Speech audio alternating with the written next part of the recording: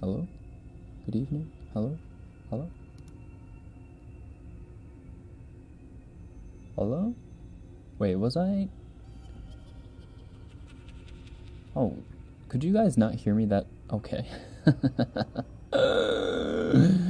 Hello? Could you not hear me that whole time? Hello? Okay. At first, I thought I had a scare where I didn't... Okay, that's funny. Okay. I was talking to myself, doing last minute prep stuff, and then I noticed that I wasn't muted. And then so I was like all embarrassed or whatever, and I was freaking out if I said something weird. But apparently I hadn't gone live. Like YouTube was buffering that entire time, so I'm safe. However, I did start rambling and talking to you guys like I was talking to you guys, so hello again. Good evening. Happy Halloween. Good evening. How are you all doing? I apologize, Rekken. Halloween doing Halloween. I will watch this later. Ah, shucks. Am I competing with Halloween at the moment? Damn, I didn't realize that there was crossover. Fudge. Hi. Good evening. Konbanwa. I hope you guys had a good day. Or are having a good day. Don't mind the spookiest sounds you've ever heard. It definitely wasn't last minute. Okay, so if you couldn't tell by the thumbnail, we're going to be reading a couple creepypastas tonight. Now the only creepypastas I'm really familiar with are like Slenderman, Jeff the Killer, the Russian sleep experiment, which we all read together. When was that? Maybe we read it last year and the year before that, because I remember reading it like twice. No. Oh, of course. Yeah, you know what? We can't get away from it, can we? It doesn't matter what time it is. Everyone has to poop all the time. Stop pooping. Okay, what else? And then the creepypasta of the Korean elevator thing, where the elevator takes you to an alternate world or whatever. I remember reading that last year. Hi, Hope. And then what else did we read? We also read like a chupacabra related thing or something. I forget what it was exactly. It didn't leave a huge impression. It was like very standard. And then Squidward suicide. That's a freaking creepy one. I don't know if you guys know what that is. I don't think I ever read it on stream, because it's pretty messed up. But it's about like this lost SpongeBob episode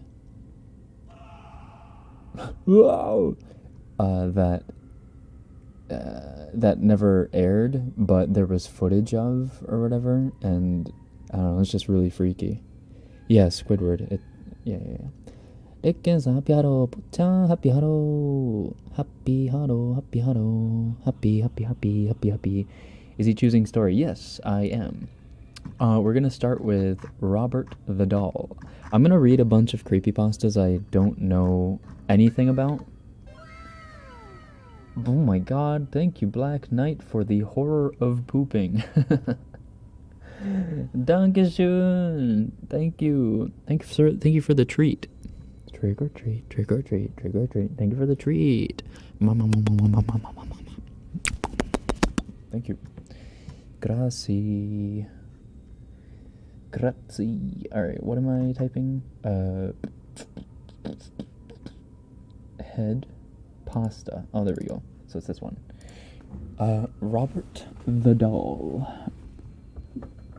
Robert the doll. Oop. The doll.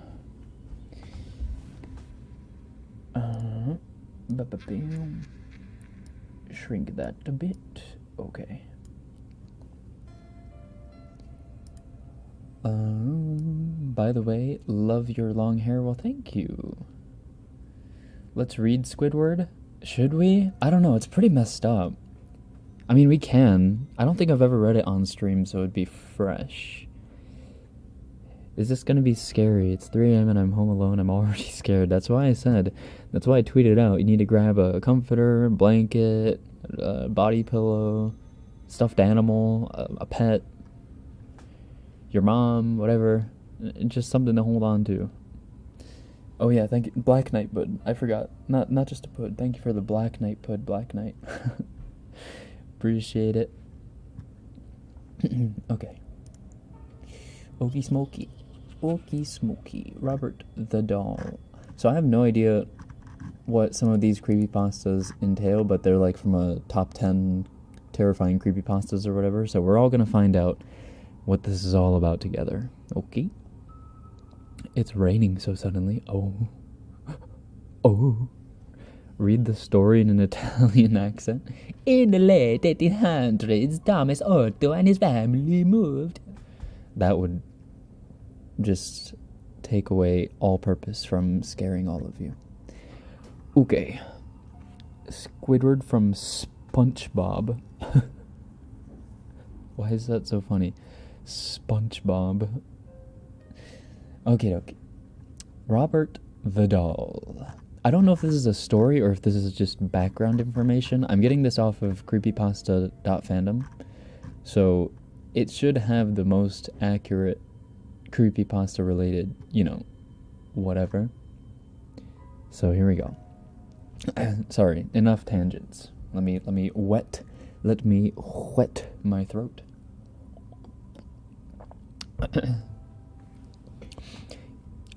And then let us go. Robert the doll.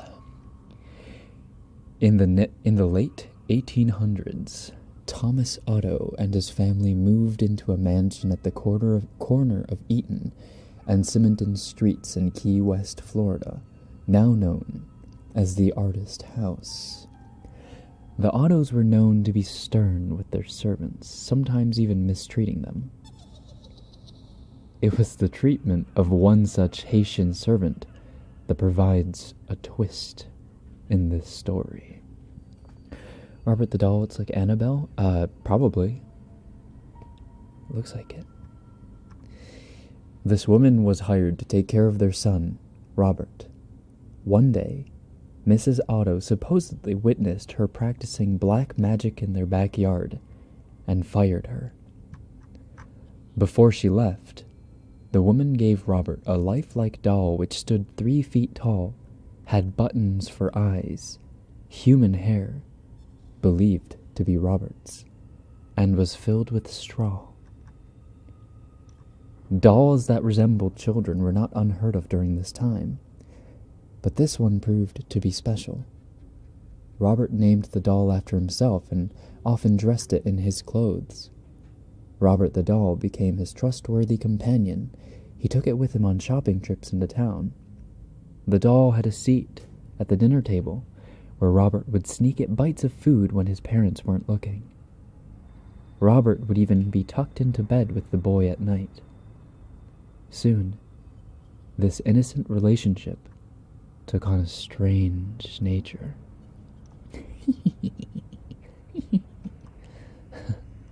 It's like a Chucky times Annabelle creepypasta, I think. Something like that.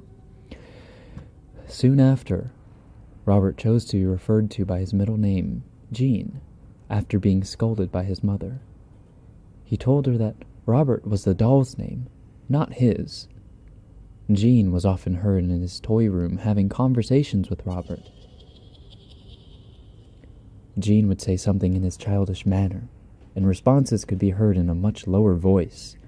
Sometimes Jean would become very agitated, worrying the servants and his mother. She would on occasion burst in to find her son cowering in a corner, while Robert sat perched in a chair or on the bed glaring at him. This was only the beginning. Happy Halloween, Jordan. Happy Halloween. Household objects would be found thrown across the room. Jean's toys turned up mutilated, and giggling could be heard.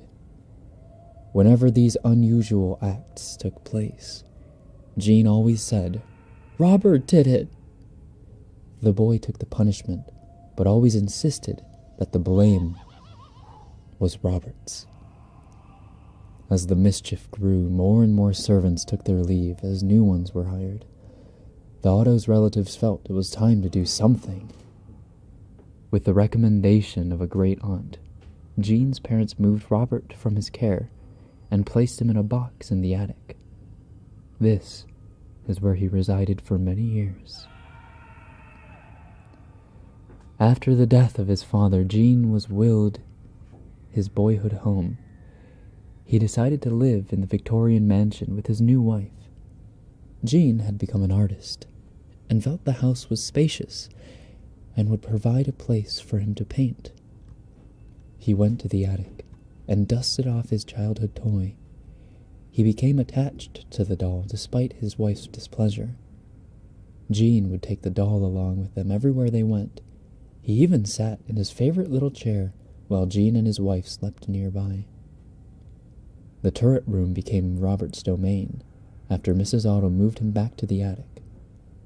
Their marriage slowly became sour until Mrs. Otto supposedly went insane and died of unknown reasons. Jean followed soon behind. Robert supposedly attacked people, sometimes locking them in the attic. People who passed by claimed to hear evil laughter coming from the turret room. For some time, Robert remained in the empty house by himself until a new family purchased the mansion and restored it. The doll was once again moved to the attic. This pleased it as much as the last time. The doll was often found throughout the house. On one certain night, Robert was found at the foot of the owner's bed, giggling with a kitchen knife in hand. This was enough to send them fleeing from the home. Robert was later moved to the East Martello Museum in Key West, where he sits perched in a glass box. Despite his new living quarters, the doll is believed to not have given up his menacing ways. Visitors and employees claim they have seen the doll move. His smile had been known to turn into a scowl. One employee cleaned Robert, turned off all the lights, and left for the night. The next day, he returned to find lights turned on, Robert sitting in a different position than the night before, and a fresh layer of dust on his shoes. Some say he'll even curse you. If you want to take a picture with him, you must ask politely. He'll tilt his head in permission. However, if he doesn't, and you take the picture anyways, a curse will befall upon you, and anyone who accompanied you to the museum. The same will happen if you make fun of him. To this day, Robert remains at the East Martello Museum in his sailor suit, clutching his stuffed lion, continuing his menacing ways.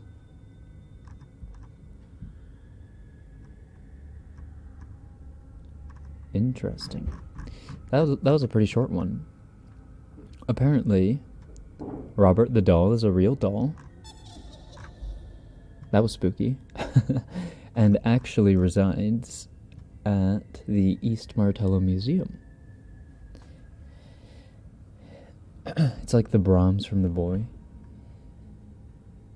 I don't think I've ever seen that. Everyone hold hands. Is this a real story? Well, it's a creepypasta. So, They're supposedly based on real stories. Supposedly.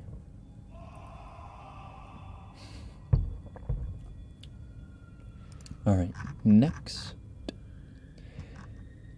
Anasi's Goat Man story. Let's look that up. Anasi's Goat Man story. Some of these screams and laughs are so well placed.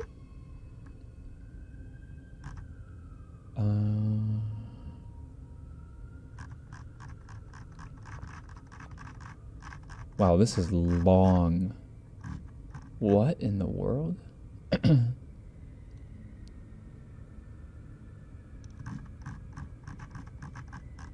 Wait, hold on.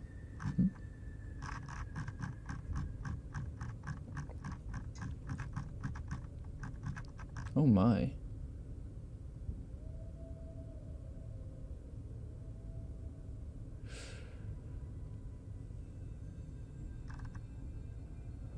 I guess we can try. Robert the doll is real. Would love to visit him. Yeah, gotta make sure you ask permission to take a picture with him. Okie doke. Well, brace yourselves. This is pretty long.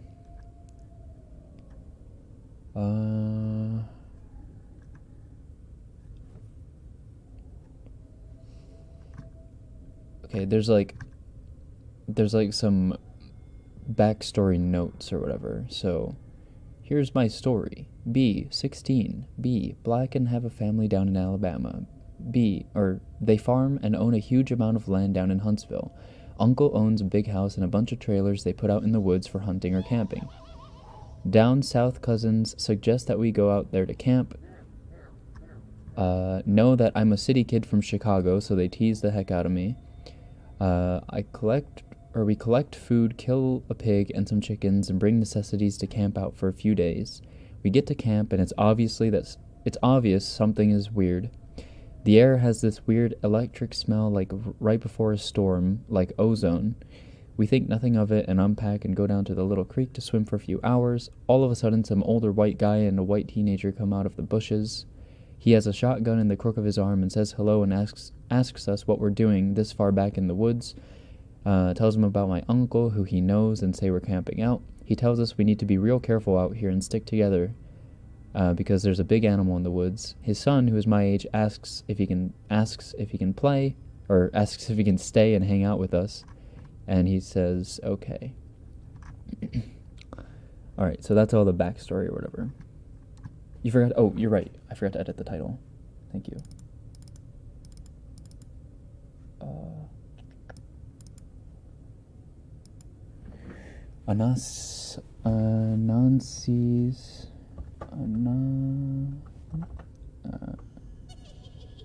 Nancy's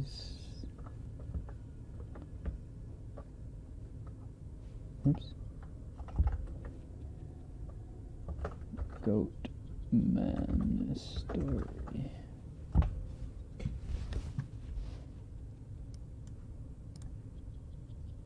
Regards from Japan. I love your content. ありがとう。サンキュー。日本語でコメントあげてもいいよ。読んであげるよ。でも頑張って英語であげてくれてありがとう。サンキュー、ひなた。Thank you. Okay, so that was all the backstory. I'm going to stop green texting because the story's fairly long and the format is harder to write in. Okay, so that was green texting. So we end up playing football. Dicking around with me, there's the white kid Tanner, 5 of my cousins, and then there are 4 of their friends. In total, there were 5 girls and 6 boys. We all were around 15, 17. We ended up dicking the day away, whatever. This guy's gonna probably swear a lot. So we head back to camp and pull out some stuff for a campfire, even though the trailers both had kitchenettes. Tanner says that his family's property sits up against my uncle's. He wants to run home and ask his dad if he can come out camping with us. My cousin Brewster says he's going to go with him since it's going to get dark soon. One of the girls also wants to tag along. It's about 7 o'clock, and it's starting to get pretty dark. They take flashlights and take the trail towards Tan's property. The rest of us chill. We make s'mores, drink, and kiss on the girls. Ooh. Making schmoves. About 30 or 40 minutes later, there's the smell of ozone again. You could smell it over the smell of the fire we had started. This really nasty, coppery smell, like right after you've had a nosebleed. And it stopped.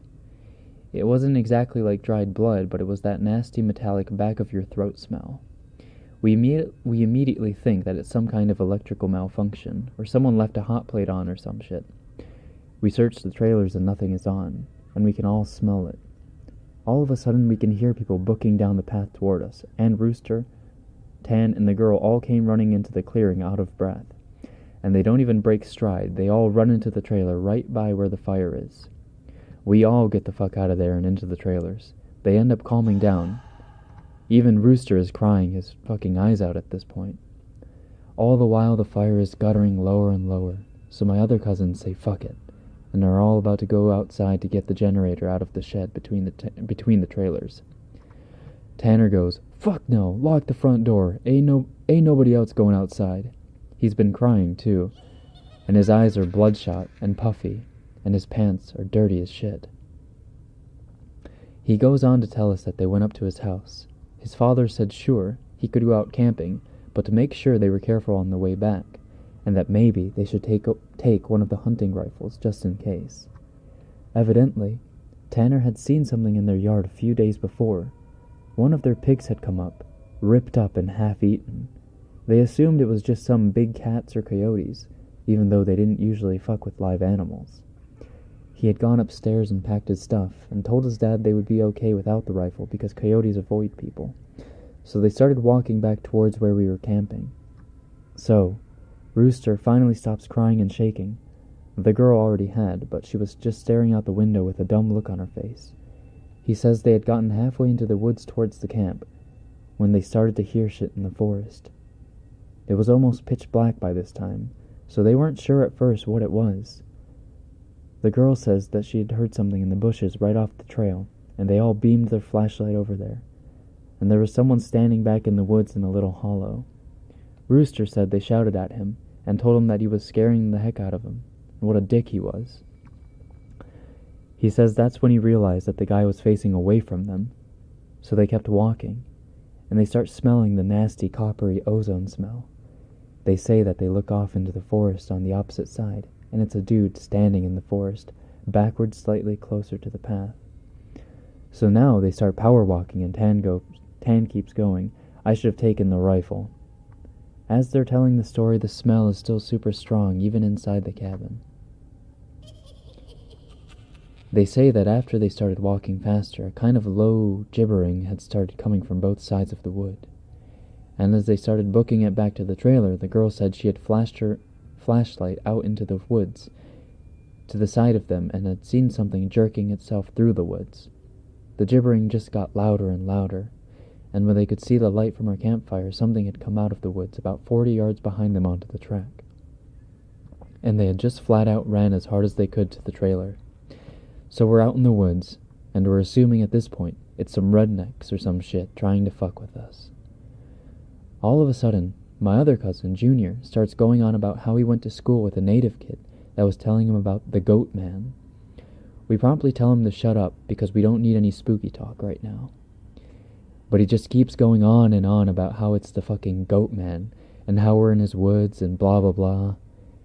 Now at the time, I had never heard of this goat man or any of that.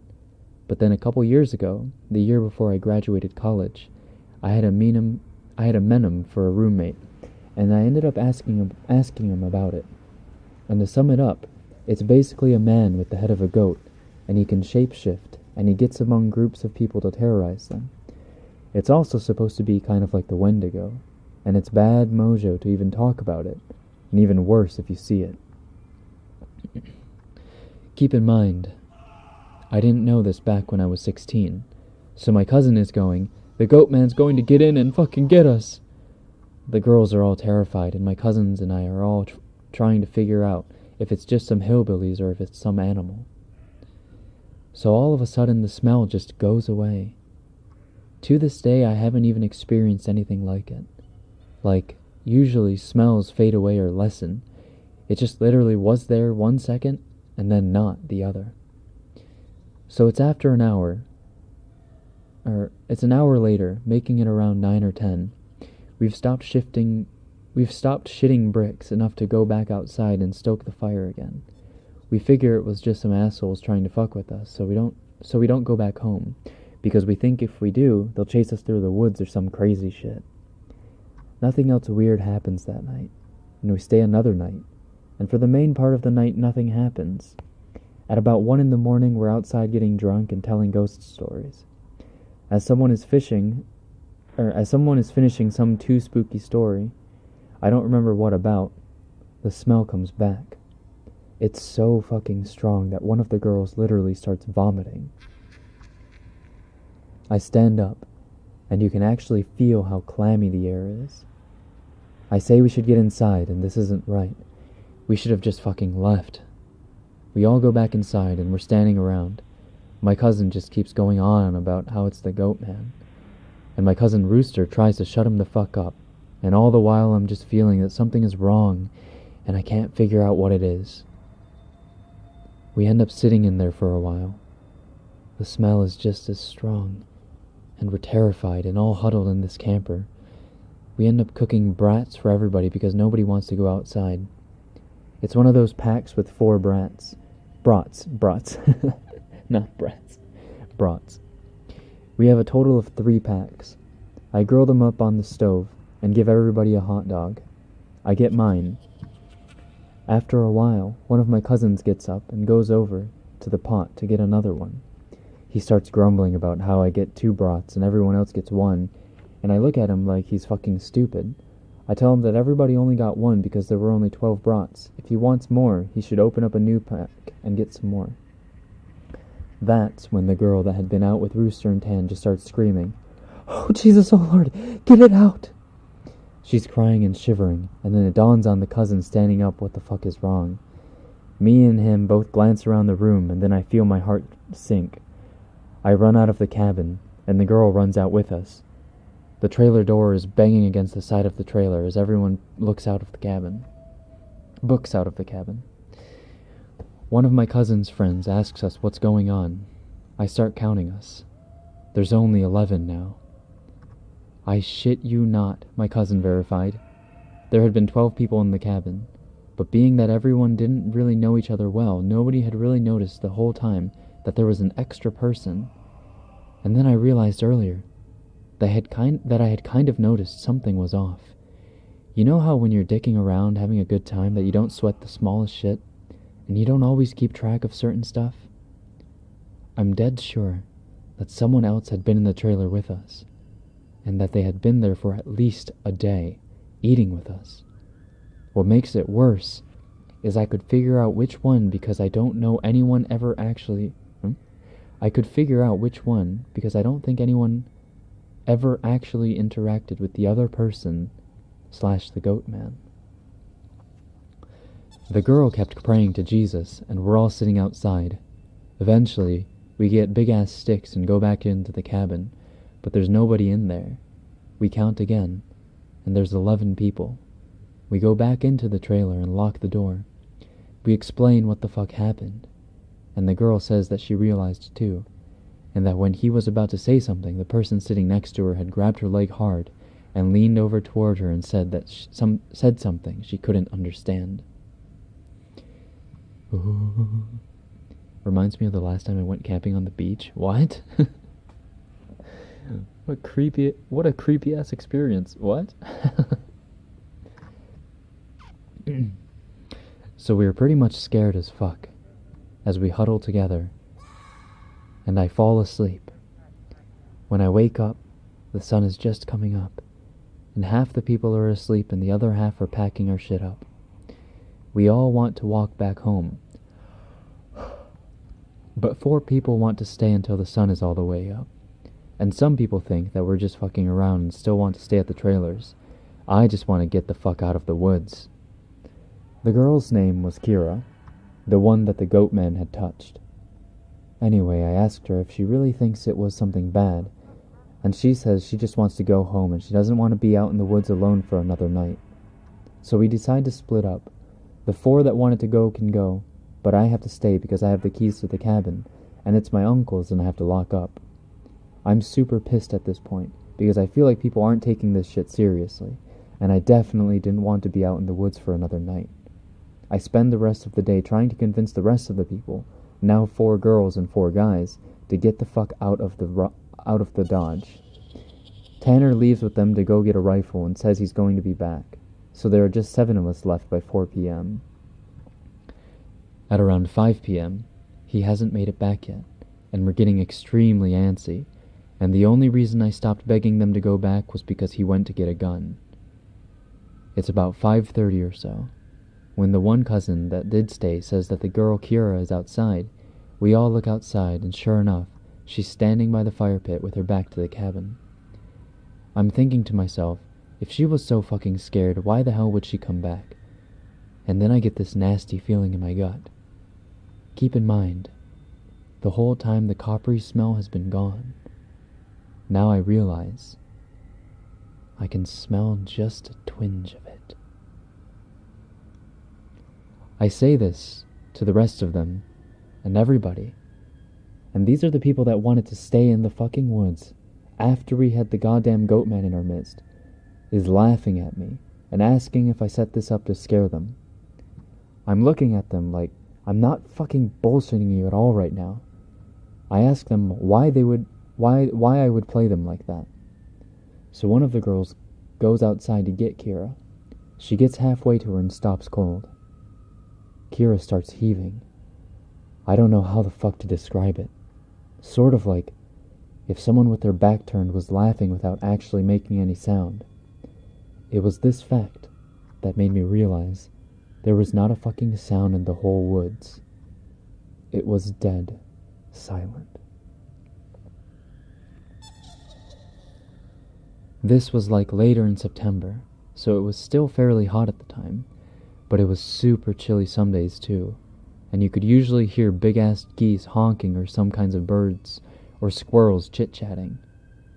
So I step out the door and tell her to come back in the fucking trailer right goddamn now. She backs up into the trailer and we lock the door.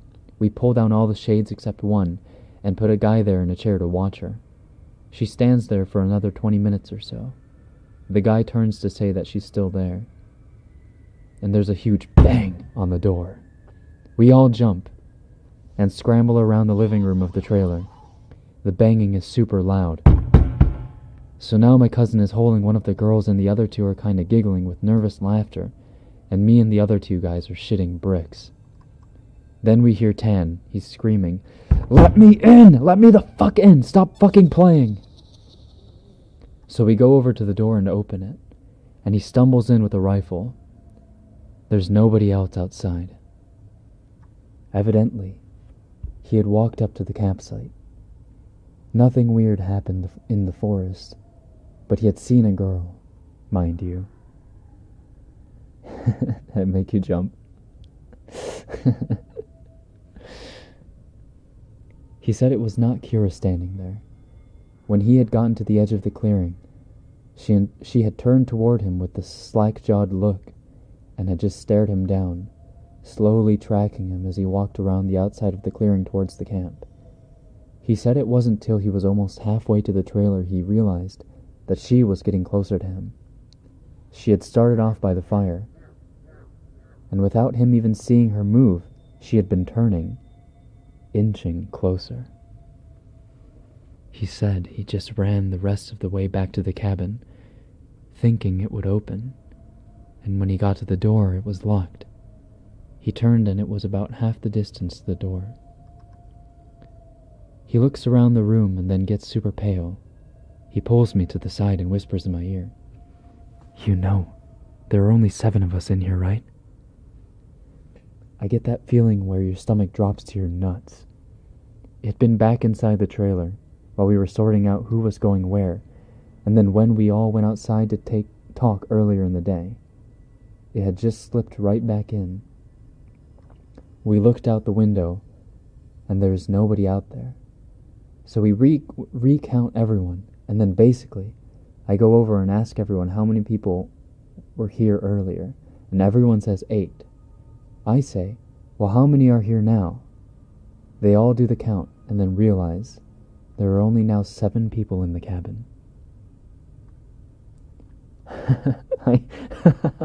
I know my jacket did not move. It was probably just the wind. Just the wind. So Tanner had brought back a couple boxes of ammo in his rifle, and he had told his dad that there was some kind of animal in the forest because he didn't think his dad would believe him if he said it was the goat man. He says that his cousin is supposed to be coming down in a few hours, and that in the morning we can all go back to his place and his cousin will drive us home. Now I'm really fucking terrified, but I at least feel better because we can be American and shoot the fuck out of whatever it is if it comes back. But then my cousin gets into this huge argument with one of the girls because she thinks that I'm trying to be funny and prank them, and that she's getting really scared and that I'm not funny. He keeps telling her I'm not that kind of person, and she says, well, how do we know the girl wasn't just Tanner in a wig? Or if it's really the goat man, how do we know that this is the real Tanner, and that goat man just didn't kill Tanner in the woods and take his gun? So we get into a huge argument about this, where me and Tanner are like, we could seriously be in danger, because at the very least someone has been sneaking themselves into our fucking trailer without us knowing, and mingling with us, and at worst something bad is in the forest fucking with us. One of the girls is crying, and saying she wants to go right now, and we're trying to tell her we shouldn't because none of us are walking through the woods in the middle of the night. At this point, the sun is starting to go down, and it's getting a little cloudy out. We eat something and turn on the radio for a while, but we can't really get a station out there with anything decent. So we turn it off about the time that Tan's cousin shows up. He was like 19, I think. At this point, the sun is just barely over the horizon, and he has one of those heavy-duty lantern flashlights and another rifle. He walks up to the trailer and we whisper to Tan, asking if he's sure that's his cousin, and he says yes. The guy looks behind him and all around the camp, then walks in. He kind of glances at all of us and looks a little confused. He says, "Where's your other little buddy at? I figured she would meet me up at the cabin. Is she a little slow or something?" He also asked whether we had been cooking blood in the cabin, because it smelled like blood, and hot pans all the way up the trail. We are all like fucking nope. But we ask him what the heck he's talking about with the girl he saw. Or actually, instead of this weird cackling stuff, I'm gonna do a fireplace.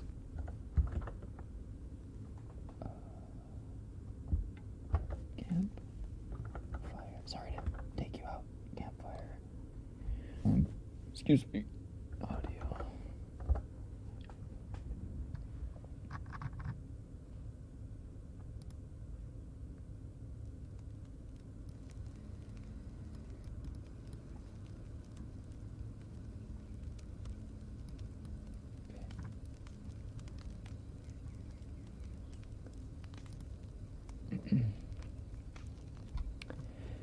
He had come down the same trail Tanner had been using, and he had come up on one of the young guy's buddies. One of Yu's guy's buddies, standing in the middle of the trail, looking at him slack-jawed. He had asked her a bunch of questions, but all she did was just look at him. Then she smiled at him, and he said he kept walking. She couldn't seem to keep up with him, and kept lagging a little behind him. He said he asked her if she was hurt or something, and if she needed any help. But she had continued to stare. Eventually, he had been walking and turned around a bend in the trail, but when he turned around and went back to see if she was okay, the trail was empty. He'd assumed she had taken some shortcut through the woods to our trailer. We tell him the whole story of what's been going on. I half expected him to say we were full of shit, but he just listened and then sat down on the couches in the living room. Tanner's cousin gets back to the girl. He says, when she had been trying to lag behind him, It had kinda weirded him the fuck out, so he tried to keep her in front of him, but no matter how slow he walked, she was always lagging a little behind, and that he smelled this nasty smell, and it got stronger as he got to the camp. Eventually, it got really strong. She had said something really low that he couldn't catch, and when he had turned around, she had been right the fuck up on him, and he stepped back from her. It was at this point he asked her if she was okay, and if she wasn't, he could carry her back the rest of the way, and she just kept staring. He said he reached out for her, as if to grab her on the shoulder, but he must have misjudged the distance, because she was off to the side of where he had put his hand, like she had moved while he was looking dead at her. So at this point, we know this shit's real, unless Tanner is playing a joke, which we can tell he's not, because he is almost pissing his pants. So they loaded up their rifles, we eat some more, and we just kind of sit around until around 11. To this day, every time I think about this, I really pray to God that it's some fucking huge prank that my cousins played on me, and just never realized, so I would shit the rest of my life. At around 11, the stink of copper turns into an actual nasty, gross blood-like smell, like cooking blood and singed hair. Tanner and his cousin Reese get up instantly and grab the rifles. There's like a half-knocking, half-clawing at the door. And I shit you not, there's this voice. And it sounds like when you see those YouTube cats and dogs whose owners teach them how to talk. It says in this halting, weirdly toned voice, "Let me the fuck in. Stop fucking playing." It made my nuts creep up against my body, and one of the girls just starts crying and calling on Jesus. It was so obviously not a person talking. It didn't have the right cadence, and that's some shit that I never realized until that moment. But all people have a certain cadence when they talk, no matter what language. All people have a certain kind of rhythm to talking. This shit didn't have any kind of cadence or rhythm. One of those YouTube cats, that's what the fuck it sounded like outside the door. So now I'm in full-on terror mode. We keep yelling outside, "Who is it? Stop fucking around, man." And it just keeps saying, or "Let me the fuck in," for about 15 minutes. It sounded like this almost, just not funny. Hold on, just a link.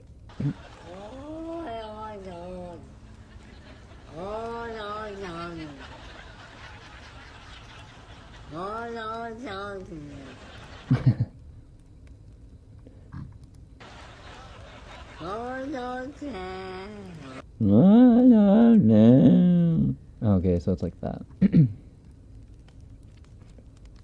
It sounded like this, almost, just not funny. Sorry for being on a tangent, but if you can't imagine how this shit sounded, then you can't imagine how fucked up the whole situation was. So then the smell goes away for a while, and for the next hour or so, you can hear someone basically creeping around in the woods and shit.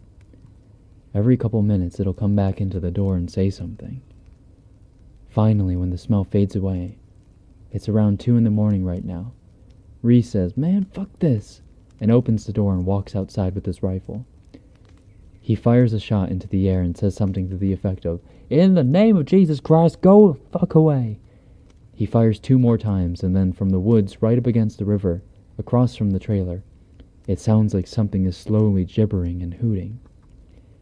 Then it starts screaming, and it sounds almost like a woman and a cat in a bag screaming together, like I seriously have never heard any shit like that. And you can hear the brush over that way. You can hear the brush over that way start to shake. Reese fires over into the tree line and then starts backing into the house. We lock the door, and we can hear this shit keening and screaming. Reese says something had come out of the bushes, super low to the ground and crawling towards the cabin. He had shot at it. Pretty much, that was how the rest of the night went. It was literally screaming constantly for the next 2 hours, and we could hear shit moving out into the tree line, but it never came back up to the cabin until everyone had fallen asleep. Who the fuck would sleep in that? Who would sleep in that situation? Tanner had been sitting in the chair watching the door with his rifle. Nobody else heard or saw this, and he told me 2 days later, after the whole thing was over. He said he had been nodding off after the screaming and noises finally stopped, and he had been almost asleep when he saw someone come out of the bathroom and then lay down in the middle of the floor and go to sleep. He just assumed it was one of us, and he had nodded off. Then he said he kind of realized something was wrong, and while pretending to be sleeping, he counted us. There were 9 people in the cabin. He didn't want to try to shoot at the fucking thing in the cabin and have it kill us all then and there, or have Reese wake up and start shooting and then we kill ourselves. So he just stayed awake all night, pretending to be asleep. He said sometimes it would stand up and do this weird jittery thing or heave like it was laughing.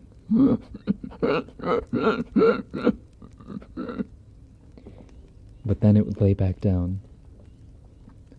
The story closes pretty weak because from my perspective nothing happened.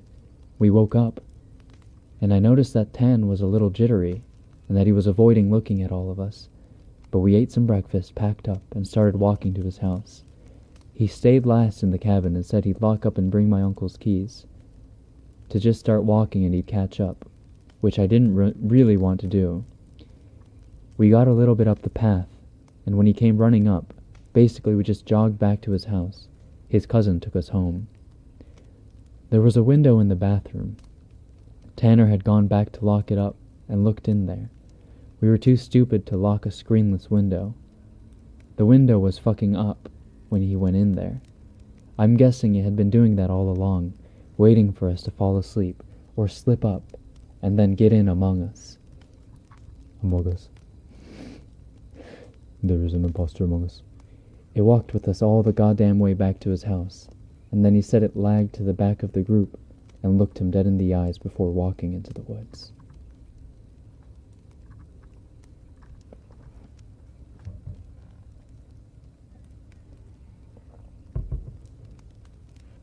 Boom.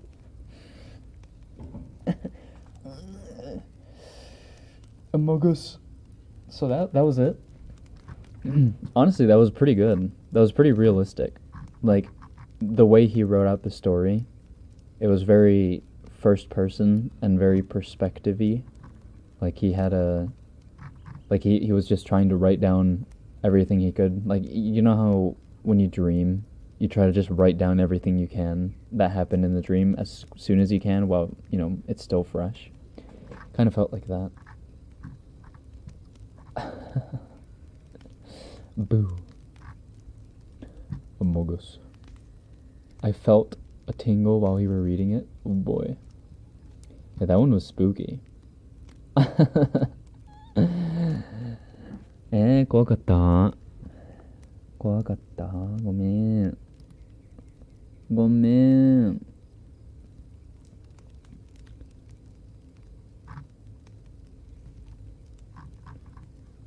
That's the Russian sleep experiment. Jeff the Killer.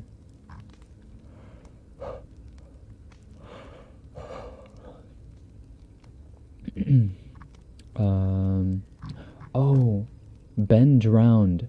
Oh, I remember reading this a really long time ago, but I don't remember exactly what happened in it. So let's read it. Ben drowned. Okay, hold on. Pasta.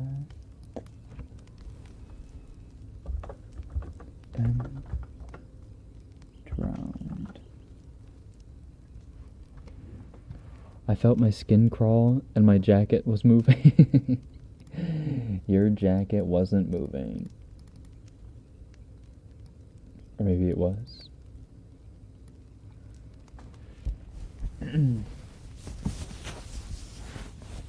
Gomen. Gomen. Good storytelling, thank you. You're so good at storytelling. Aw. Thank you. I used to read to my sisters a lot. Like, read out loud, like, stuff like Harry Potter and just, I don't know, just a bunch of different books, so maybe that's where all the practice came from.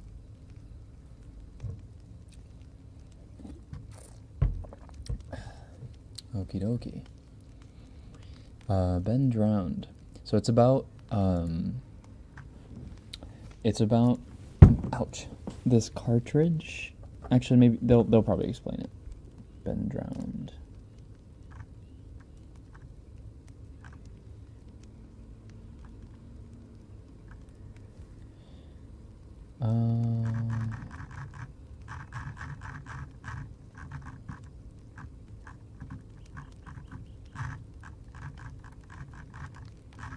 Oh my god, wait, this is long.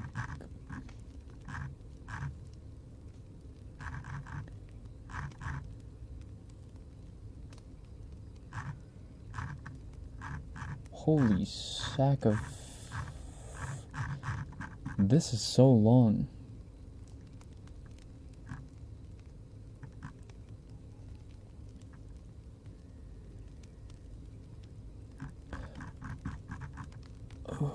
I don't know if I can read all of this. My throat's gonna give out. Did you hear how much I was scrolling? I'll try. Let's try getting through it.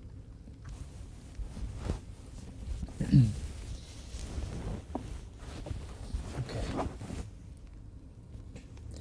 Will you tell us the real story of Hello Kitty, Dad? Why, yes, darling.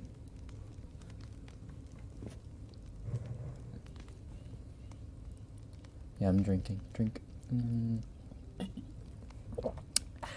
Sack of figs. Sack of figs.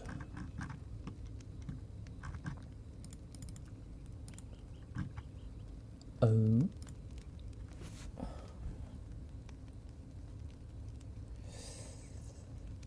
Hold on.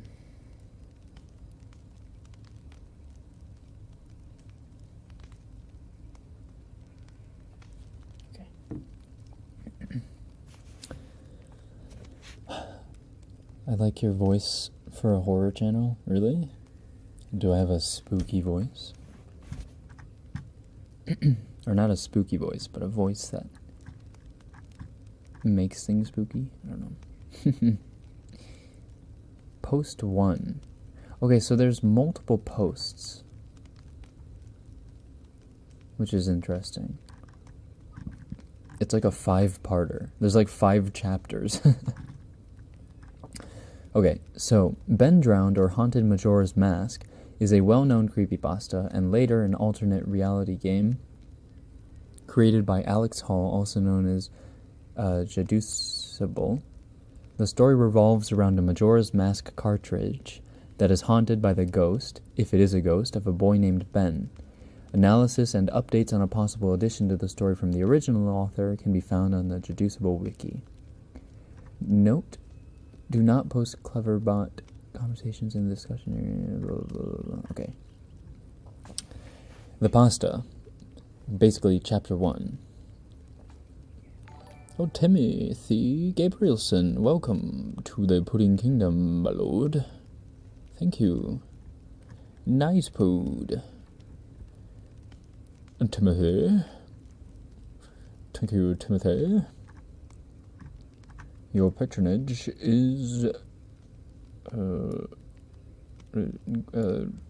appreciated. That's the word. Okay. Okay. I need your help with this. This is not a copy pasta. This is a long read, but I feel like my safety or well-being could be very well dependent on this. This is video game related, specifically Majora's Mask. And this is the creepiest shit that has ever happened to me in my entire life. For those of you who don't know, Majora's Mask is a Legend of Zelda game in the Legend of Zelda series. Having said that, I recently moved into my dorm room starting as a sophomore in college, and a friend of mine gave me his old Nintendo 64 to play. I was stoked, to say the least. I could finally play all of those old games of my youth that I hadn't touched in at least a decade. His Nintendo 64 came with one yellow controller and a rather shoddy copy of Super Smash Bros., and while beggars can't be choosers, needless to say it didn't take long until I became bored of beating up level 9 CPUs. That weekend, I decided to drive around a few neighborhoods about 20 minutes or so off campus, hitting up the local garage sales, hoping to score on some good deals from ignorant parents. I ended up picking up a copy of Pokemon Stadium GoldenEye, fuck yeah, F-Zero and 2 other controllers for $2. Satisfied, I began to drive out of the neighborhood when one last house caught my attention. I still had no idea why it did. There were no cars there, and only one table was set up with random junk on it, but something sort of drew me there. I usually trust my gut on these things, so I got out of the car, and I was greeted by an old man. His outward appearance was, for lack of a better word, displeasing. It was odd, if you asked me to tell you why I thought he was displeasing. I couldn't really pinpoint anything. There was just something about him that put me on edge. I can't explain it. All I can tell you is that it wasn't in the middle of the afternoon, all I can tell you is that if it wasn't in the middle of the afternoon, and there were other people within shouting distance, I would not have even thought of approaching this man. He flashed a crooked smile at me, and asked what I was looking for, and immediately I noticed that he must be blind in one of his eyes. His right eye had the glazed-over look about it. I forced myself to look to his left eye instead, trying not to offend, and asked him if he had any old video games. I was already wondering how I could politely excuse myself from the situation when he would tell me he had no idea what a video game was, but to my surprise, he had a few ones in an old box. He assured me he'd be back in a jiffy, and turned to head back into the garage. Why is this one so much hard to read? Wait, hold on. As I watched him hobble away, I couldn't help but notice what he was selling on his table. Littered across his table were rather peculiar paintings, various artworks that looked like ink blots that a psychiatrist might show you. Curious, I looked through them. It was obvious why no one was visiting this guy's garage sale. These weren't exactly aesthetically pleasing. As I came to the last one, for some reason it looked almost like Majora's Mask, the same heart-shaped body with little spikes protruding outward. Initially, I just thought that since I was secretly hoping to find that game at these garage sales, some Freudian bullshit was projecting itself into the ink blots. But given the events that happened afterward, I'm not so sure now. I should have asked the man about it. I wish I would have asked the man about it. After staring at the Majora-shaped blot, I looked up and the old man was suddenly there again, arm's length in front of me, smiling at me. I'll admit I jumped out of reflex and I laughed nervously as he handed me a Nintendo 64 cartridge. It was the standard gray color, except that someone had written Majora on it in black permanent marker. I got butterflies in my stomach as I realized what a coincidence this was, and asked him how much he wanted for it. The old man smiled at me and told me that I could have it for free, that it used to belong to a kid who was about my age, that didn't live here anymore. There was something weird about how the man phrased that, but I didn't really pay any attention to then. I was too caught up in not only finding this game, but getting it for free. I reminded myself to be a bit skeptical, since this looked like a pretty shady cartridge, and there's no guarantee it would work. But then the optimist inside me interjected that maybe it was some kind of beta version, or pirated version of the game, and that was all I needed to be back on Cloud 9. I thanked the man, and the man smiled at me, and wished me well, saying, "Goodbye, then." At least that's what it sounded like to me. All the way in the car ride home, I had a nagging doubt that the man had said something else. My fears were confirmed when I booted up the game. To my surprise, it worked just fine, and there was only one save file named Ben. Goodbye, Ben. He was saying, "Goodbye, Ben." I felt bad for the man. obviously a grandparent and obviously going senile, and I, for some reason or another, reminded him of his grandson Ben. Out of curiosity, I looked at the save file, eyeballing it. I could tell he was pretty far in the game. He had almost all of the masks, and 3/4 remained of the bosses. I noticed that he had used an owl statue to save his game. He was on day 3, and by the Stone Tower Temple with hardly an hour left before the moon would crash, I remember thinking that it was a shame that he had come so close to beating the game, but he had never finished it. I made a new file named Link out of tradition and started the game, ready to relive my childhood. Oh, so by the way, I haven't personally played Majora's Mask, but I know about the game. So it's a Zelda game where there's this moon that like is coming towards the Earth or whatever, and it's going to crash. And before it does, so it's like a time-limited Zelda game. You have to complete it in like a week or whatever of in-game time. And if you don't, the moon crashes and the world ends, but you can save the world or whatever. So that's what the moon crashing is about.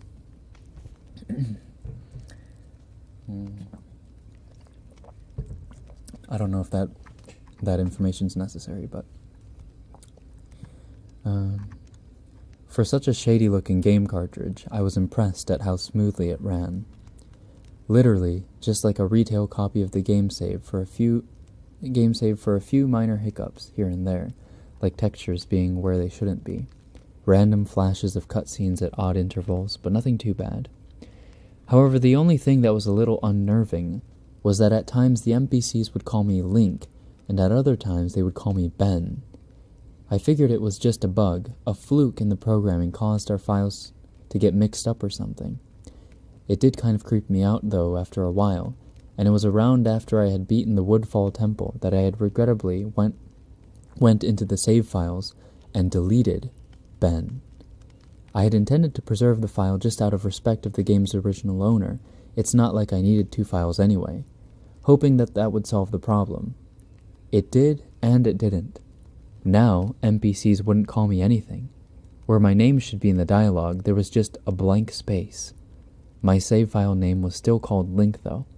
Frustrated, and with homework to do, I put the game down for a day. Good evening, cat. Hey, hey. Happy Halloween. I started playing the game again last night, getting the lens of truth and working my way towards completing the Snowhead Temple. Now, some of you more hardcore Majora's Mask players know about the 4th day glitch. For those who don't know, you can Google it, but the gist of it is that as the clock is about to hit 000000 on the final day, you talk to the astronomer and look through the telescope. If you time it right, the countdown disappears and you essentially have another day to finish whatever you were doing. Deciding to do the glitch to try and finish the Snowhead Temple, I happened to get it right on the first try, and the time counter at the bottom disappeared. However, when I pressed B to exit the telescope, instead of being greeted by the astronomer, I found myself in the Majora boss fight room at the end of the game, the trippy boxed-in arena, staring at Skull Kid hovering above me. There was no sound, just him floating in the air above me, and the background music, which was regular for the area, but still creepy. Immediately my palms began to sweat. This was definitely not normal. Skull Kid never appeared here. I tried moving around the area, and no matter where I went, Skull Kid would always be facing me, looking at me, not saying anything. Nothing would happen, though. And this kept up for about 60 seconds. I thought the game had bugged or something, but I was beginning to doubt that very much. I was about to reach for the reset button when text appeared on my screen.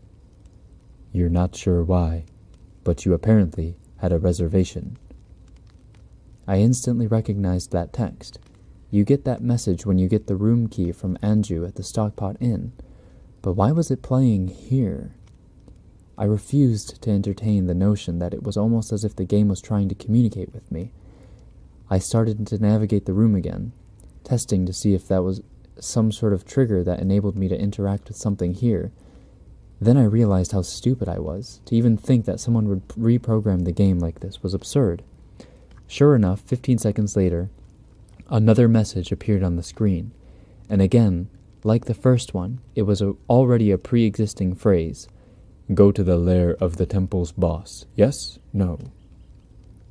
I paused for a second, contemplating what I should press and how the game would react. When I realized that I couldn't select no. Taking a deep breath, I pressed yes, and the screen faded to white with the words, Dawn of a New Day, with the subtext, line beneath it. Where I was ported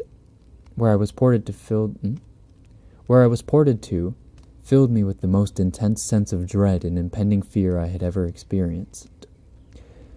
The only way I can describe the way I felt here is having this feeling of inexplicable depression on a profound scale.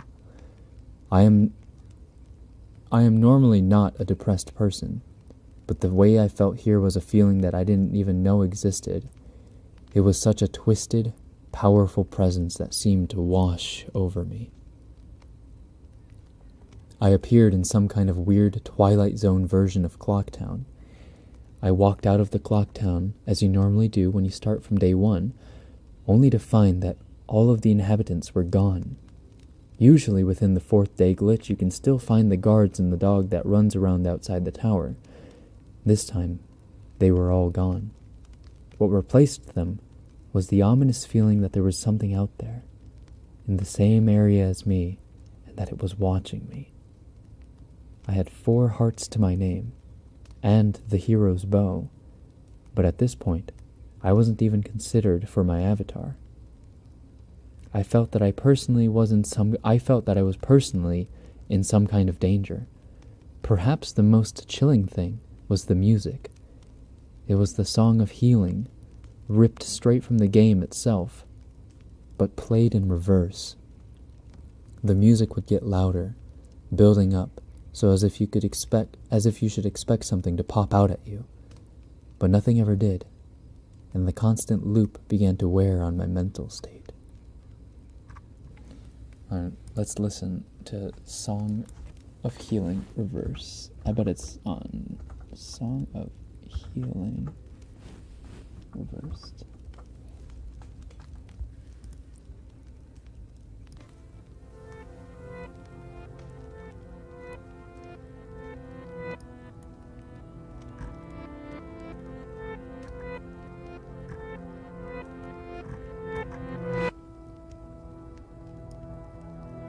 Oh, this is so fucking terrifying.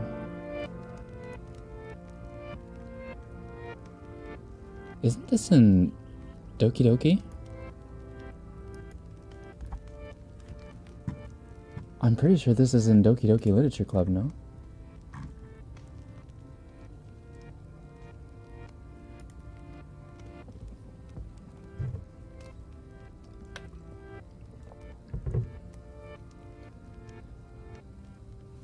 The sound of unhealing. Every now and then, I would hear the faint laugh of the happy masked salesman in the background, just quiet enough so that I wasn't sure if I was just hearing things, but just loud enough to keep me determined to find him.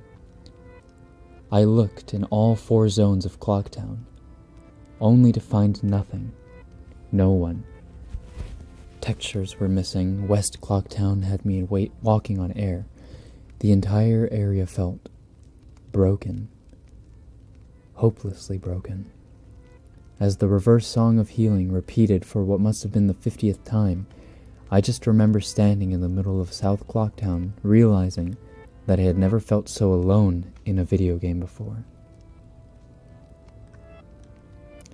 As I walked through the ghost town, I don't know whether it was just the combination of the out-of-place textures and the atmosphere and the haunting melody of the once peaceful and soothing song being butchered and distorted, but I was literally on the verge of tears and I had no idea why.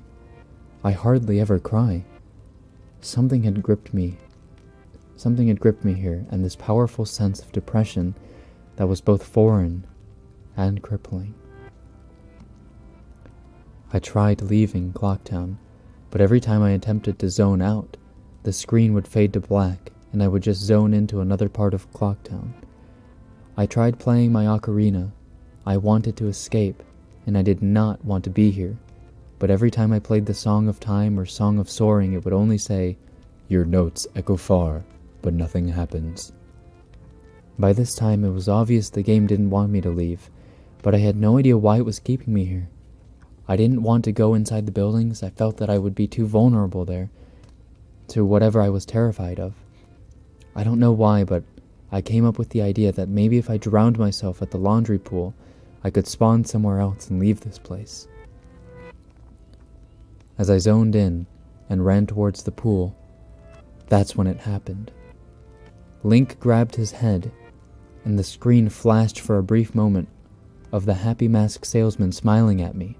Not Link, me, with Skull Kid's scream playing in the background, and when the screen returned, I was staring at the Link statue from playing the song of Elegy of Emptiness. I screamed as the thing just stared back at me with the haunting facial expression. I turned around.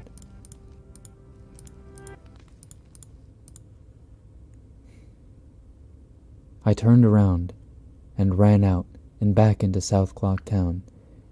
And to my horror, the fucking statue followed me in the only way I can compare this is like the weeping angels from Doctor Who.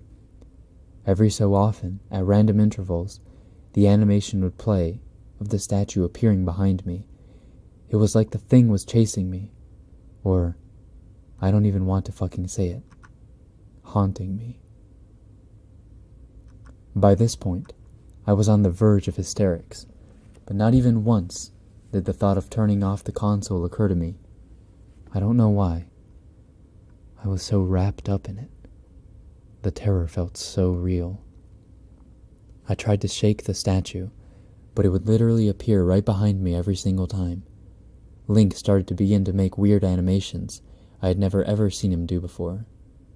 He would flail his arms around or spasm randomly, and the screen would cut to the happy mask salesman smiling again for a brief moment before I was face to face with that fucking statue again. I ended up running into the Swordmaster's dojo and ran to the back.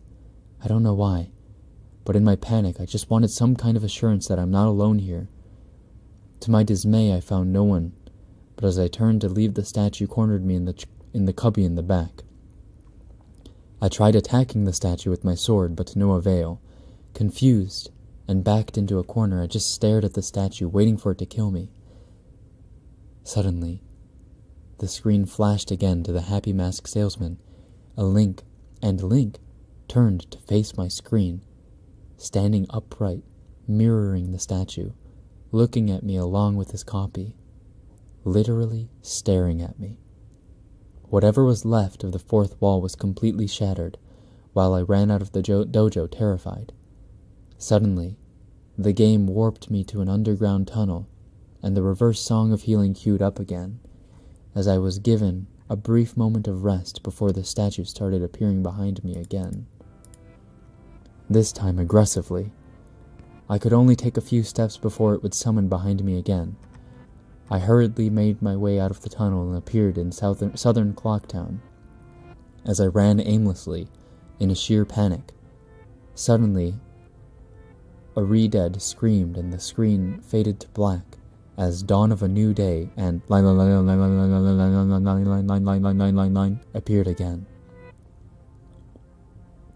The screen faded in, and I was standing on top of the clock tower, with Skull Kid hovering above me again, silent.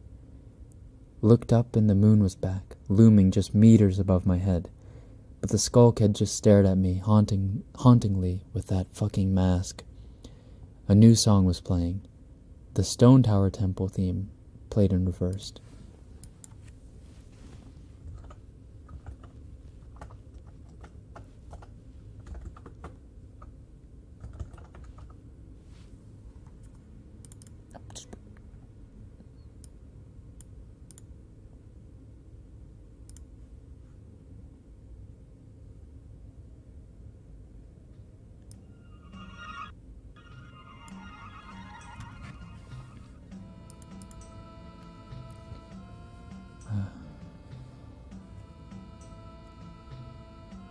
In some sort of desperate attempt, I equipped my bow and fired off a shot at Skull Kid, and it actually hit him, and he played an animation of him reeling back.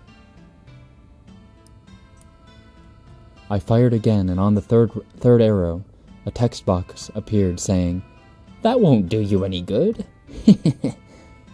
And I was picked up off the ground, levitated upwards on my back, and then Link screamed as he burst into flames, instantly killing him. I jumped when this happened. I had never seen this move used by anyone in the game, and Skull Kid himself didn't have any moves. As the death screen played, my lifeless body still burning, the Skull Kid laughed and the screen faded to black, only to have me reappear in the same place. I decided to charge him, but the same thing happened. Link's body was lifted off the ground by some unknown force, and he immediately burst into flames again, killing him. This time, during the death screen, the faint sounds of the reverse song of healing could be heard. On my third and final try, I noticed that there was no music playing this time, that all there was eerie silence. I remembered that in the original encounter with the Skull Kid, you were supposed to use the ocarina to either travel back in time or summon the giants. I attempted to play the Song of Time, but before I could hit the last note, Link's body once again horrifically exploded into flames, and he died.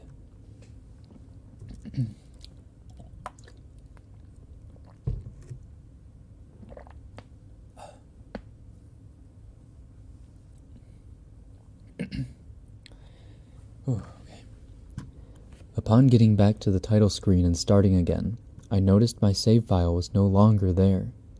Instead of Link, it was replaced with your turn, had 3 hearts, 0 masks, and no items. I selected your turn, and immediately when I did, I was returned to the clock tower rooftop scene of my Link dead, and the Skull Kid hovering over, with the Skull Kid's laughing looping over and over again. I quickly hit the reset button, and when the game booted up again, there was one more save file added, below your turn, entitled Ben. Ben's save file is right back where it had been before I deleted it, at the Stone Tower Temple with the moon almost crashing. I turned the game off at that point. I'm not superstitious, but this is way too fucked up even for me. I haven't played it at all today. Hell, I didn't even get any sleep last night. I kept hearing the reverse Song of Healing music in my head, and just remembering the sense of dread I felt exploring Clocktown. I drove back to the old man's house today to ask him some questions with a buddy of mine. No way I was going there alone, only to find that there's a for sale sign in the front yard, and when I rang the door, no one was home. So now, I'm back here, writing down the rest of my thoughts and recording what happened. Sorry if some of this has grammatical errors and whatnot. I'm running on no sleep here. I'm terrified of this game, even more so now that I relived it a second time writing this all down. But I feel like there's still more to it than meets the eye, and that there's something calling to me to investigate this further. I think Ben is something in this equation, but I don't know what. And if I could get a hold of the old man, then I would be able to find some answers. I need another day or so to recuperate before tackling this game again. It's already taking a toll on my sanity, I feel like. But next time I do this, I'm going to be recording my footage all the way through.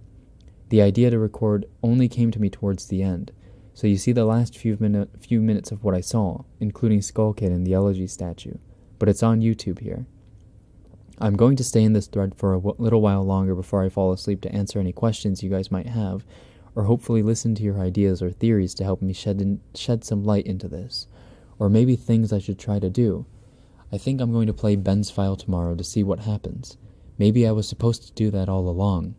I don't believe in paranormal shit, but this is a little fucked up. But maybe this Ben guy is just a really good hacker/programmer. I don't want to think about the alternatives if he isn't. That's the end of the copy-paste. I'm hoping that maybe this is some kind of running gag. Okay. So this is the start of chapter 2. Like, he picks it up on the second day, or third day, whatever.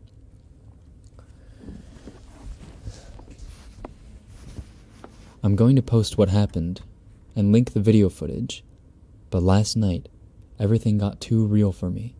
I think I'm done messing around with this. I passed out pretty much immediately after making that thread. But last night, the Elegy of Emptiness statue, I had a dream about it. I dreamed that it was following me in my dream. I dreamed that it was following me. That I would be minding my own business when I'd feel my neck hairs stand up on end. I would turn around and that thing, that horrible lifeless statue would be staring with those empty eyes right at me, merely inches away. In my dream, I remember calling it Ben, and never before had I had a dream that I could remember so vividly. But the important thing is, I did get some sleep, I suppose. Ninji ni imasu ka? Ninji.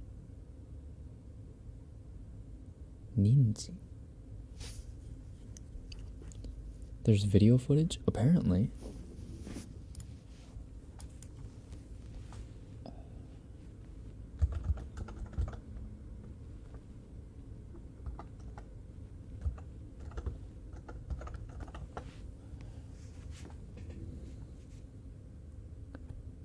Yeah, it says...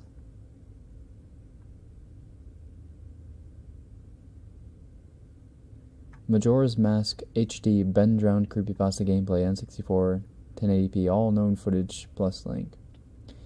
And then there's the Ben.wave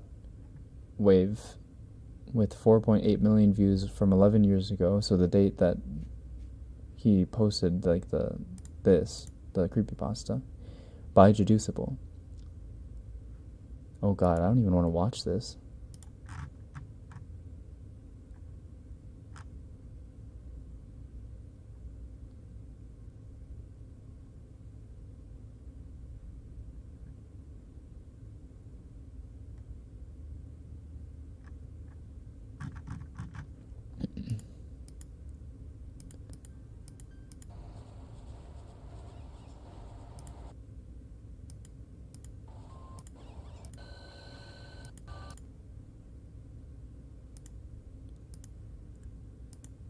Spooky.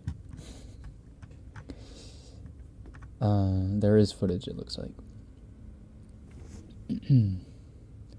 I'm a half an hour away from going to bed. How am I supposed to sleep? By listening to my voice, of course. Any advice getting through high school without sleeping?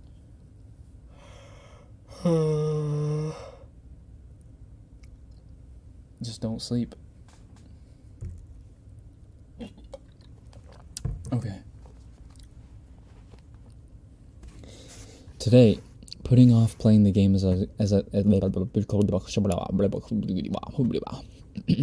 reset. Today, putting off playing the game as long as I could, I drove back up to that neighborhood to see if the old man came back. As I expected, the car was still gone and no one was home. As I was walking back to my car, the man next door mowing the grass killed the power to his lawnmower and asked me if I was looking for someone. I told him that I was looking to talk to the old man that lived here, to which he told me what I already knew. He was moving. Trying a different avenue, I asked if the old man had any family or relatives I could talk to.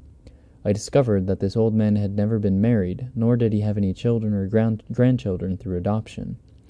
Starting to become worried, I asked one final question, one that I should have asked from the beginning. Who was Ben? The man's expression turned grim, and I learned that 4 doors down around 8 years ago on April 23rd, the man informed me that it was the same day as his anniversary. That's how he knew the specific date. There was an accident with a young boy named Ben in the neighborhood. Shortly after his parents moved, and despite any further attempts to talk to the man to get more information, he wouldn't divulge anything else. I went back and started playing again. I loaded up the game and immediately I jumped at the title screen, where the mask flies by. The sound that played was not the normal whoosh sound. It was something much more higher pitched. I pressed start, bracing for the worst, but just like the other 2 nights, the files "Your Turn" and "Ben" were displayed. Truth be told, I looked at the Ben file earlier. It seemed to fluctuate between displaying the owl save and not. I brought up the Ben file, hesitated for a moment, noticing that the stats were not the same as the original were 2 days ago. It seemed like he had already completed the Stone Tower Temple this time. Summoning my courage, I selected it. Immediately, I was thrust into complete chaos. Sure enough, I was outside Stone Tower Temple, but that's about all that was expected. The zone itself wasn't called Stone Tower Temple, but rather and immediately a dialogue box of complete gibberish that I couldn't make out greeted me. Link's body was distorted. His back was crooked and violently to the side where his posture was permanently disfigured. Link's expression was dull, almost monotonous. Monotonous. He had an expression on his face that I didn't recognize before. It was a blank look, as if he was dead. As Link stood there, his body spasmed irregularly back and forth, and I examined what had become of my avatar and noticed I had a C button item I had never seen before, some kind of note, but pressing it did nothing. Sounds played back and forth that I didn't recognize from the game, almost demonic in nature, and there was some kind of high-pitched yip, or some kind of laugh or something playing in the background. I had all of 2 minutes to take in the environment before another one of those fucking Elegy of Emptiness statues was summoned, and immediately after I was cut into the dawn of a new day screen, except this time it was without the line subtext.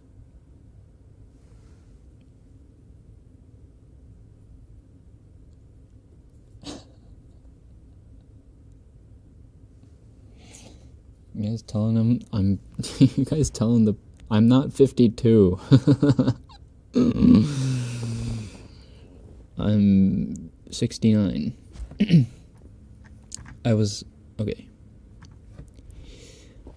a Deku scrub in Clocktown. This scene would normally play around the first time you traveled back in time. Tado would say, "Ooh, what just happened? It's as if everything is..." But instead of saying, "started over," she finished her remark in broken text as the laugh of the happy masked salesman played in the background. I was just back in control of my character, but from a fucked up camera angle.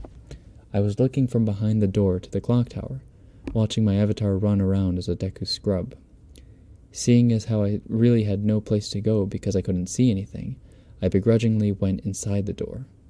There, I was greeted by the happy masked salesman who simply told me, "You've met with a terrible fate, haven't you?"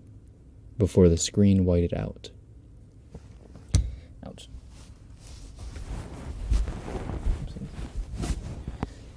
I was in Termina Field as a human again. I might as well not have been playing the same game anymore. I was being warped around and there was no sign of a day clock or anything. I took a moment to get my bearings as I looked around the field, and immediately I could tell that this was not normal. There were no enemies, and a twisted version of the Happy Mask Salesman theme was playing.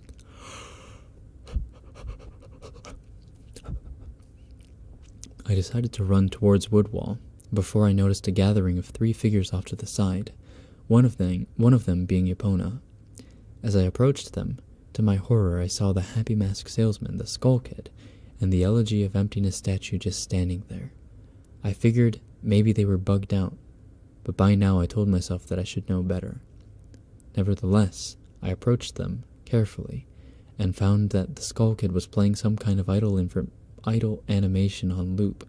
Same with Epona, and the Elegy of Emptiness statue was doing what it had been doing all along, just standing there eerily.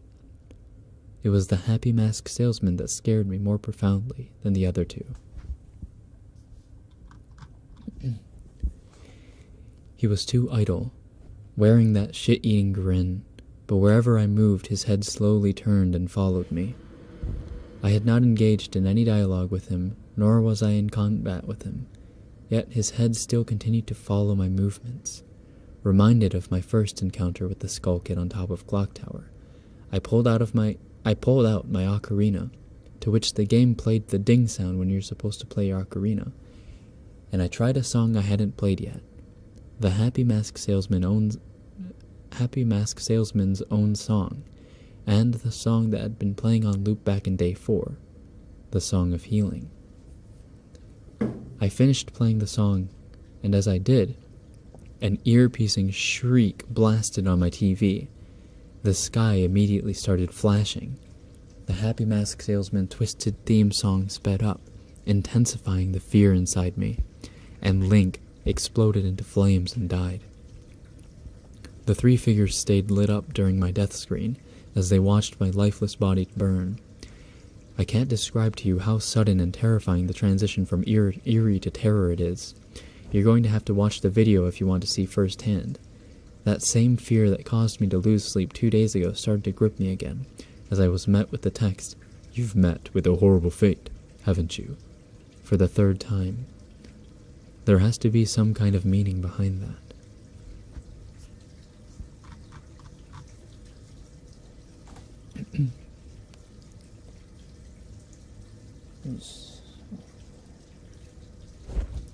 Imagine this happening with Genshin and all the characters become cannibals. God, that would be terrifying.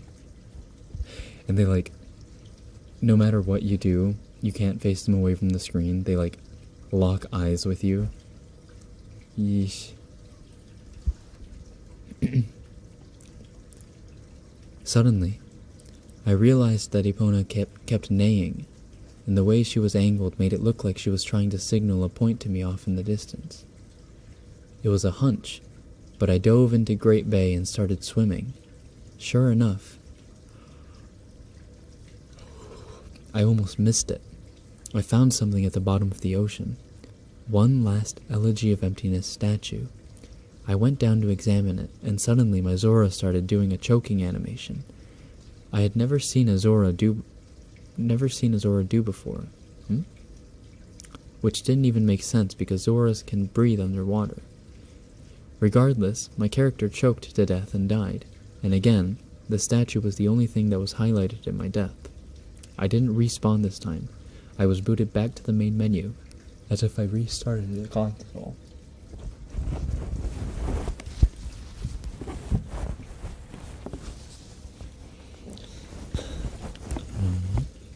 The press start screen was before me. I knew the only reason why it would put me here is because the save files had changed again. Taking a deep breath, I pressed start, and I was right. The new save files told me about Ben. Now it made sense why the statue appeared when I tried to go to the laundry pool. The game must have anticipated how I would have tried to escape the day 4 clock town. The 2 save files told me his fate. As I suspected, Ben was dead. He had drowned. The game obviously isn't through with me, and taunts me with new save files. It wants me to keep playing, it wants me to go further. But I'm done with this shit. I'm not touching any more of the files. This is already way too horrifying for me, and I don't even believe in the paranormal, but I'm running out of explanations. Why would someone send me this message? I don't understand it. I just get too depressed thinking about this. The footage is up here for those who want to see it and try to analyze. Maybe there's some kind of coded message in the gibberish, or something symbolic in what I went through. I'm too emotionally and mentally drained to fuck with it anymore.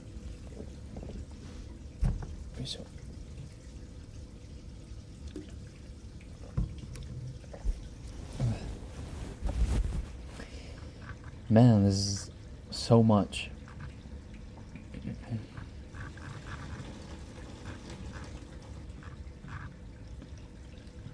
But honestly, we're getting through it, so I'll keep going. Okay.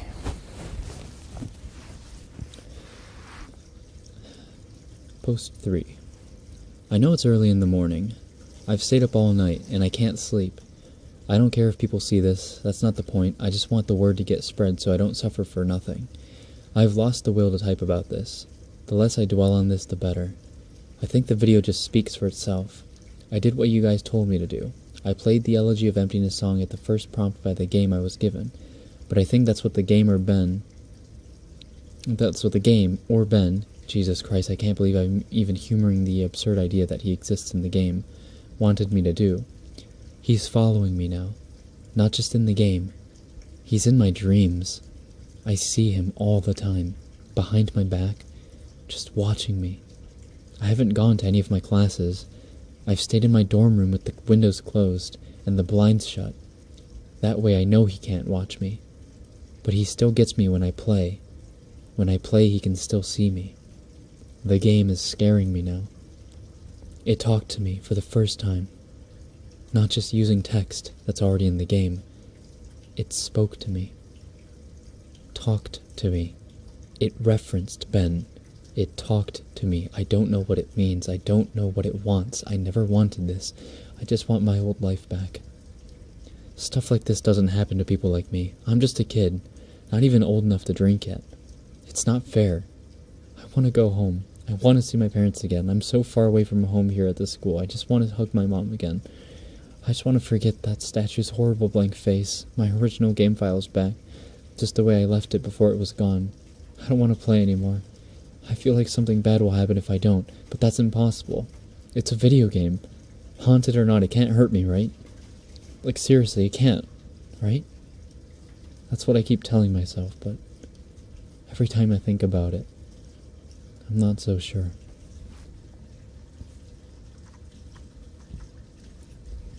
Post number 4.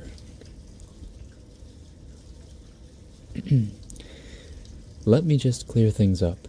I know you guys are worried about Jaducible.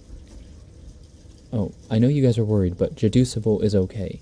He finished moving out today, and he said he's going back home. He's just taking the semester off. I'm not really sure what's happened. I have a vague idea, but you guys probably know more than I do. I'm Jaducible's roommate, and obviously I knew something was wrong with him for a few days now. He stayed in his room all the time, fell out of contact with literally all of his friends, and I'm pretty sure he hasn't been eating hardly anything. After the second day, I couldn't stay in there anymore, so I've been crashing at a buddy's place, only coming into my room to get stuff that I need. I tried talking to him several times, but he would cut me off or keep the conversation brief when I asked him about his strange behavior. It's like he convinced something was convinced something was haunting him. Yesterday, I came to grab my philosophy book, and he approached me looking awful, like horrible bags under his eyes. He handed me a flash drive and gave me specific instructions. He told me that he needs me to do one last favor for him. He finally explained to me what has been going on, gave me the account info to his YouTube account, and told me that he's getting away from here, that it lured him to play again instead of trying to change things, and that he shouldn't have done that, and to upload the footage and inform people what happened. I told him that he could do it himself, and he got this wild look in his eye and told me that he is never looking at that game again. And that's the last thing he said to me. He never even said bye when his parents came to pick him up. I never even got to meet his parents.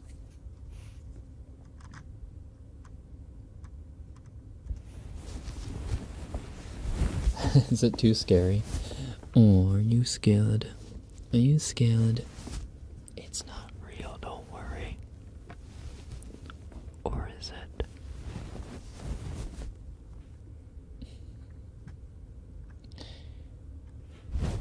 I honestly can't tell you what happened. When he spoke, it was kind of hard to understand him, and his fucked up appearance really distracted me.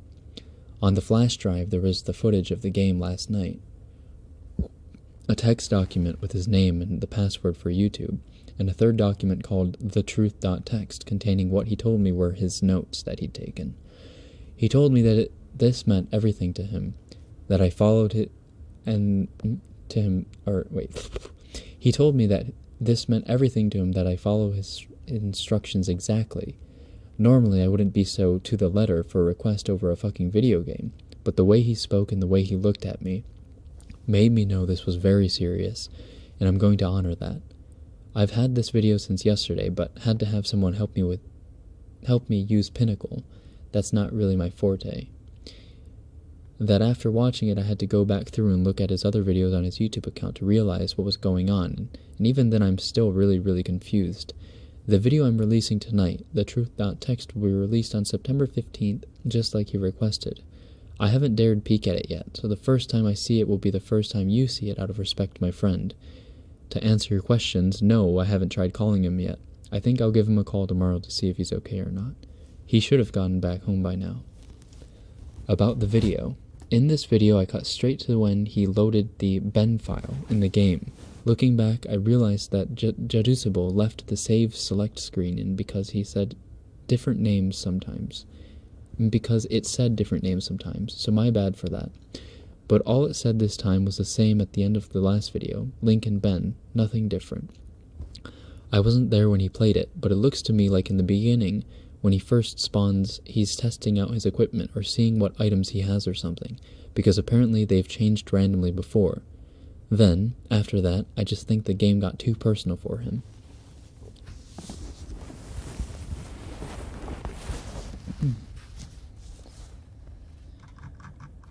Post 5. This is the day he posts the video. September 15th, 2010. Hey guys, YuSleep here. This will be the last time you will be hearing from me, and this is my final gift to you. These are the notes that I have taken and the realizations I've made. Before I delve into this, I want to thank you for following me and thank you for listening. It feels like the weight of a powerful burden is about to be lifted. By the time you read this, I won't be around anymore. But after spending 4 days with this maddening game, I have begun to understand what's really at play here, and hopefully after reading this we can ensure that this never happens again. There are things that I would not share with you while this was going on due to the circumstances to which I'll explain. With Ben blocking any attempt I made to try and relay the truth to you, I tried, ever so subtly, to warn you guys in various ways. Amidst the chaos and my delirium, I devised to make a barely noticeable pattern in my videos. In all 5 videos I recorded over the 4 days, I have either had the mask of truth, interacted with a gossip stone, or the lens of truth equipped at some point. For you Zelda enthusiasts, these are all symbols of honesty and trustworthiness, and I would hope that one of you may have picked up on the reference. As I played the file, which I would have named Ben, being mindful of how Ben was watching over my every move in the game, I made a point to avoid doing anything too obvious. But I sent out a hidden message to you guys. I never equipped the lens, nor the mask, nor visited a stone. It worked, and the video was uploaded. I prayed that someone would notice the pattern didn't apply to Ben. The tags followed suit too. I hope you guys paid attention to those as well. They were my little messages to you. Nothing big enough that would catch Ben's attention to make him suspect anything. With Ben manipulating and changing my files, I honestly hope that what you guys saw was close to what actually happened, but there is no way for me to know. This may be a long read. I don't have time to proofread or make any of my research pretty, but here it all is. 11 p.m. Can't believe what happened. Not sure if this is some kind of elaborate hoax. Despite the fear, I can't help but be exceptionally curious about this. Who or what is the statue? Lots of questions here. I'm starting this document as a diary, so I can keep track of everything. I'm typing up a summary of what happened, so I can come back to it later. So that was the first day, September 6th. Second day, 2:10 a.m. Summary was posted here. You can go back and look at the first post for my day that's the video, okay. 4:23 a.m. I can't sleep. I've been trying so hard, but the harder I try, I just get more restless. I just feel like the statue is appearing whenever I close my eyes. 8:20 a.m. Didn't sleep at all. Just going to start my day. I don't think I have the energy to go to class today. I'm going to drive back to the town, or I'm going to drive down to talk to the old man, taking my buddy Tyler with me just in case. 1:18 p.m. Back home now. No sign of the old man. Really weird that he appears to be moving the next day, but maybe the for sale sign was up there yesterday and I just didn't notice it. Tyler wants to know what's gotten me all worked up. I didn't tell him. Going to eat. Feel like death.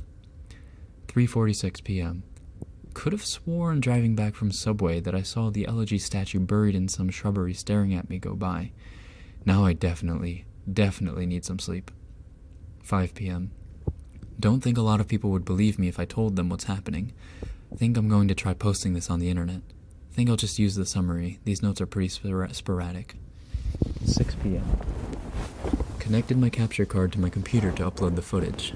Thought my computer froze for a second. Made this strange popping sound when I hooked everything up, but now it seems to be working fine again. My computer can't die on me now. 7 p.m. Footage is finished uploading. The quality's a lot better than I thought it would be. Gee, guess this is really a special cartridge. I've never had it come through this clear before. 8:45 p.m. Thought I saw an icon pop up on my desktop that looked like the statue's face for a split second. Gave me quite a scare. Getting really unnerved and delirious. I'm gonna crash after this. 9 p.m. Begin uploading my YouTube video on an alternate account. 9:03. I don't remember having uploaded a Vampire the Masquerade Bloodlines video last year. This was probably the account that I shared with my friend of mine last summer. I hope he doesn't mind me using it to upload this. 9:55 p.m. Posting my summary of day 4 with a link to the YouTube video. Going to try to stay awake, but I am so tired right now.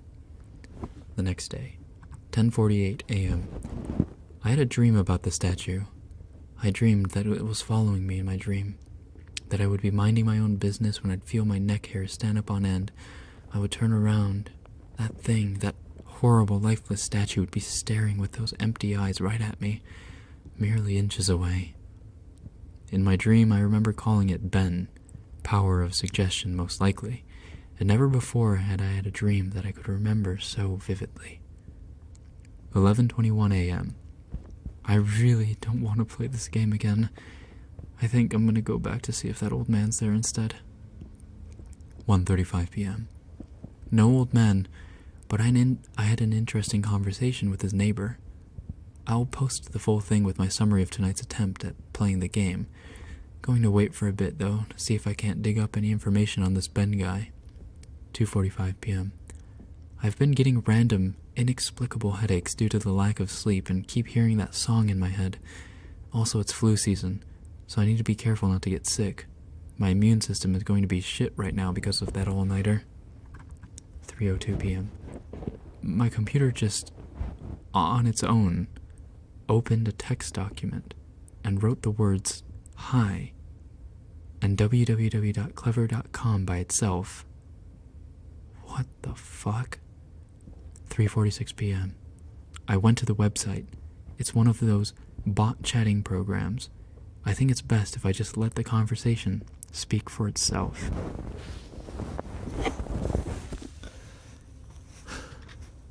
September 8th, 2010. The conversation. User. Hello? Hello? Or Cleverbot. Hello? Who is this? And how are you able to control my computer? Who am I? Right, forgot. You're a robot. Do you really think that?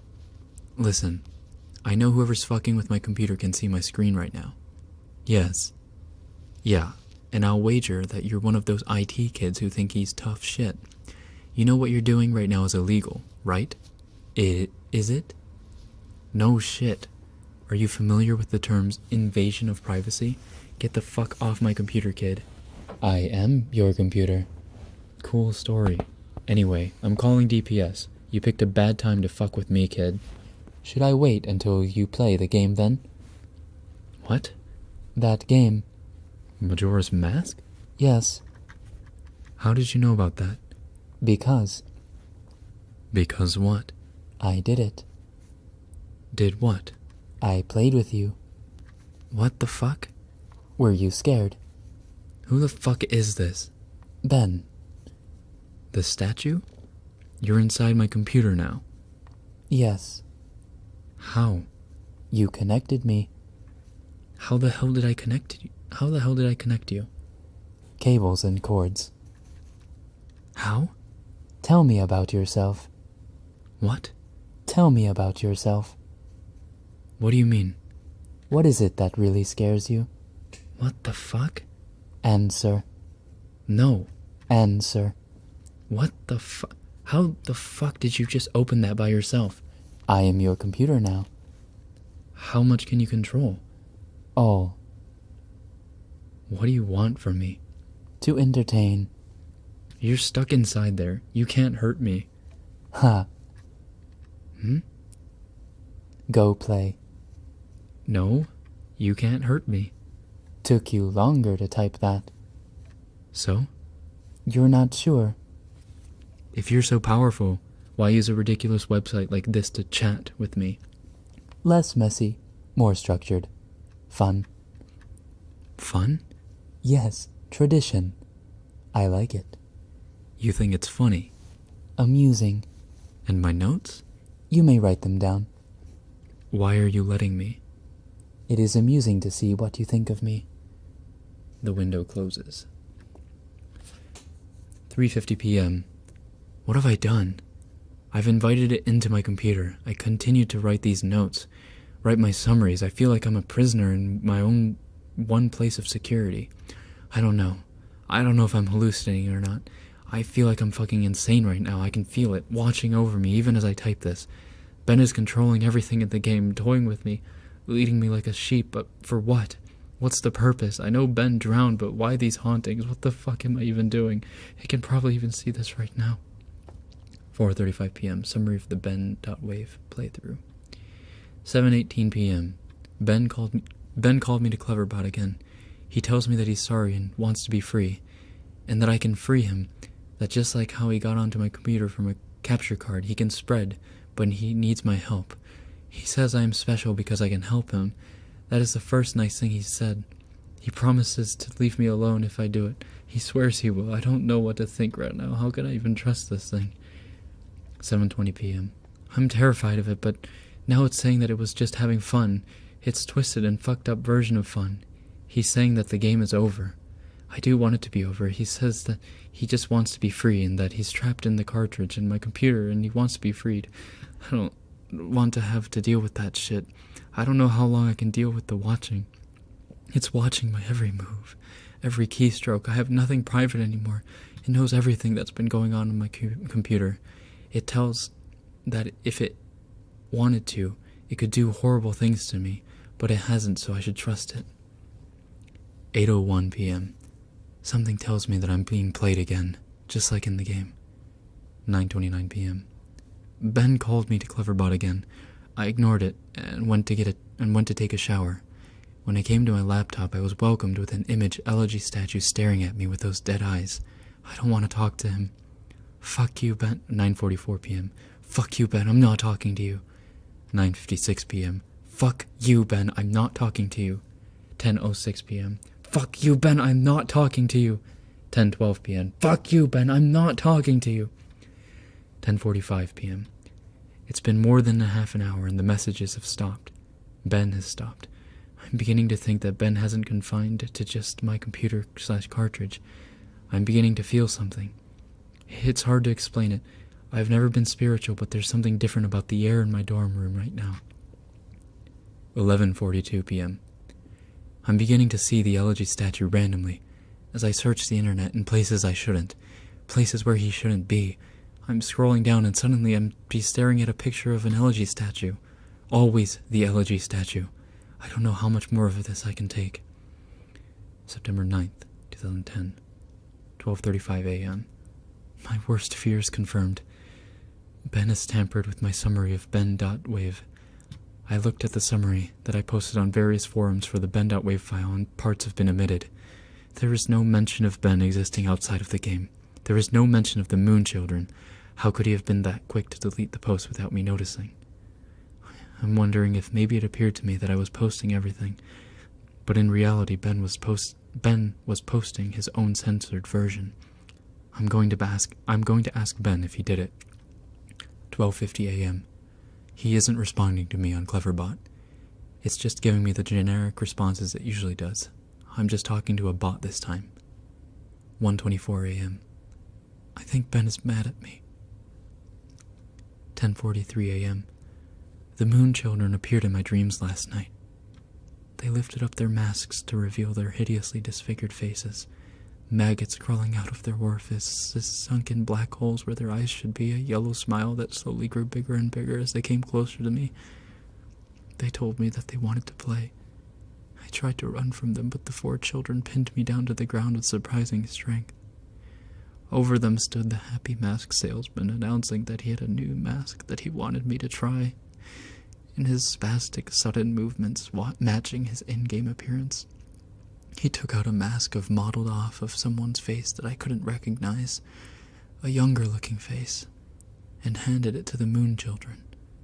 Giggling, they latched it to my face, their horrible, broken bodies bouncing up and down. 2 of them held me down while the other 2 began to sew the mask onto my face. My shrieks and screams caused the happy mask salesman's face to turn into the most horrific smile I'd ever seen. He sporadically moved around, examining this procedure like a curious doctor. In that impossible movement, I flailed around, but it was no use. My eyes rolled in the back of my head because of the pain. It felt so real, but I couldn't wake up. I couldn't wake up no matter how hard I tried. I couldn't wake up. After the mask was melded onto my flesh, they began sewing my legs together, then my arms. The horrific feeling of a needle puncturing your legs and pulling them in, rupturing your Achilles tendons and tying them together resonated through my entire body. I tried to scream, but the mask was pressed so tightly against my face that it was my new face, and my new face had no mouth. It didn't make a sound. I tried telling myself in my head that I was dreaming, tried telling myself again and again, and suddenly the Moon Children stopped and looked at me. They just stared. And the happy mask salesman slowly bent down and stared at me, inches away from my face, and grinned when he simply said, "You've met with a terrible fate, haven't you?" Before the Moon Children resumed with increased vigor. I couldn't wake up. I couldn't wake up. I couldn't wake up. It wouldn't let me wake up until they had crafted me into another Elegy statue. I woke up sweating, crying, and shaking uncontrollably. I immediately ran to my computer and went for Ben. September 9th, 2010. Conversation 1.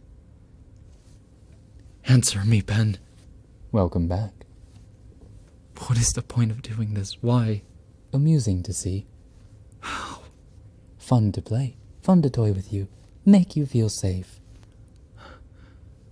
I wonder how you have reacted. Or I wonder how you would have reacted. To what? If I hadn't revealed myself and stayed hidden, only doing these little things to play with you. Close out your windows, turn off your computer, move your mouse by itself, little things, make you wonder if I am there, but you never know. Give you little hints that I am. I wanted to do something different with you. You did this before? Yes, and I will do it again. To who? Ben? Did you know Ben? Won't tell that information to you. How did Ben die? You know. No. But how did he drown? Won't tell that to you. Why? It is reserved for another. Who?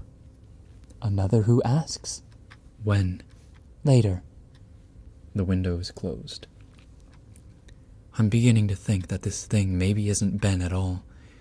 In its sadistic nature, I wouldn't be surprised if it took the boy's name after it killed him. 12:04 p.m. My room is beginning to feel different again. There's something out there. I feel really threatened, like there is something that is trying to reach out to me and strangle me, but it can't quite get there. 12:46 p.m. I think Ben doesn't really want to play with me anymore. I'll play again. I'll play the game again. Ben, can you see this? I'll play the game again. Please, just stop this, please. Please. 1:41 p.m. I'm going insane, trying to decide what is real and what isn't.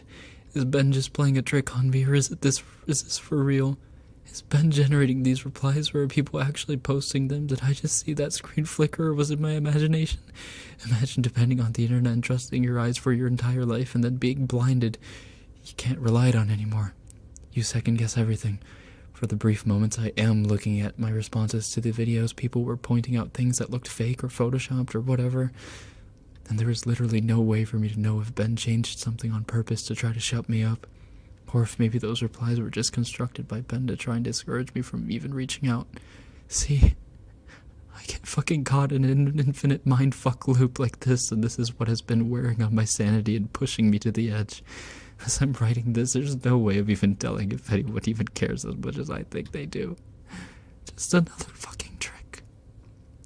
this whole document even exist? Am I writing nothing? September 9th, 2010, Conversation 2. What is it? What's the point of playing? I die whenever I do anything. You die because you can't figure out the secret. What? Thematic. What the fuck are you talking about? Their beauty in your suffering. The window's closed. 4:09 p.m. Ben's making me play the game again. It tells me that it has something very important to show me. 6:23 p.m. Summary of the drowned.wave playthrough. 9:09 p.m. Summary of the children.wave playthrough. September 10th, 2010. 11:52 a.m. The drowned.wave playthrough was up when I woke up today. I remember typing it up, but I don't ever remember posting it.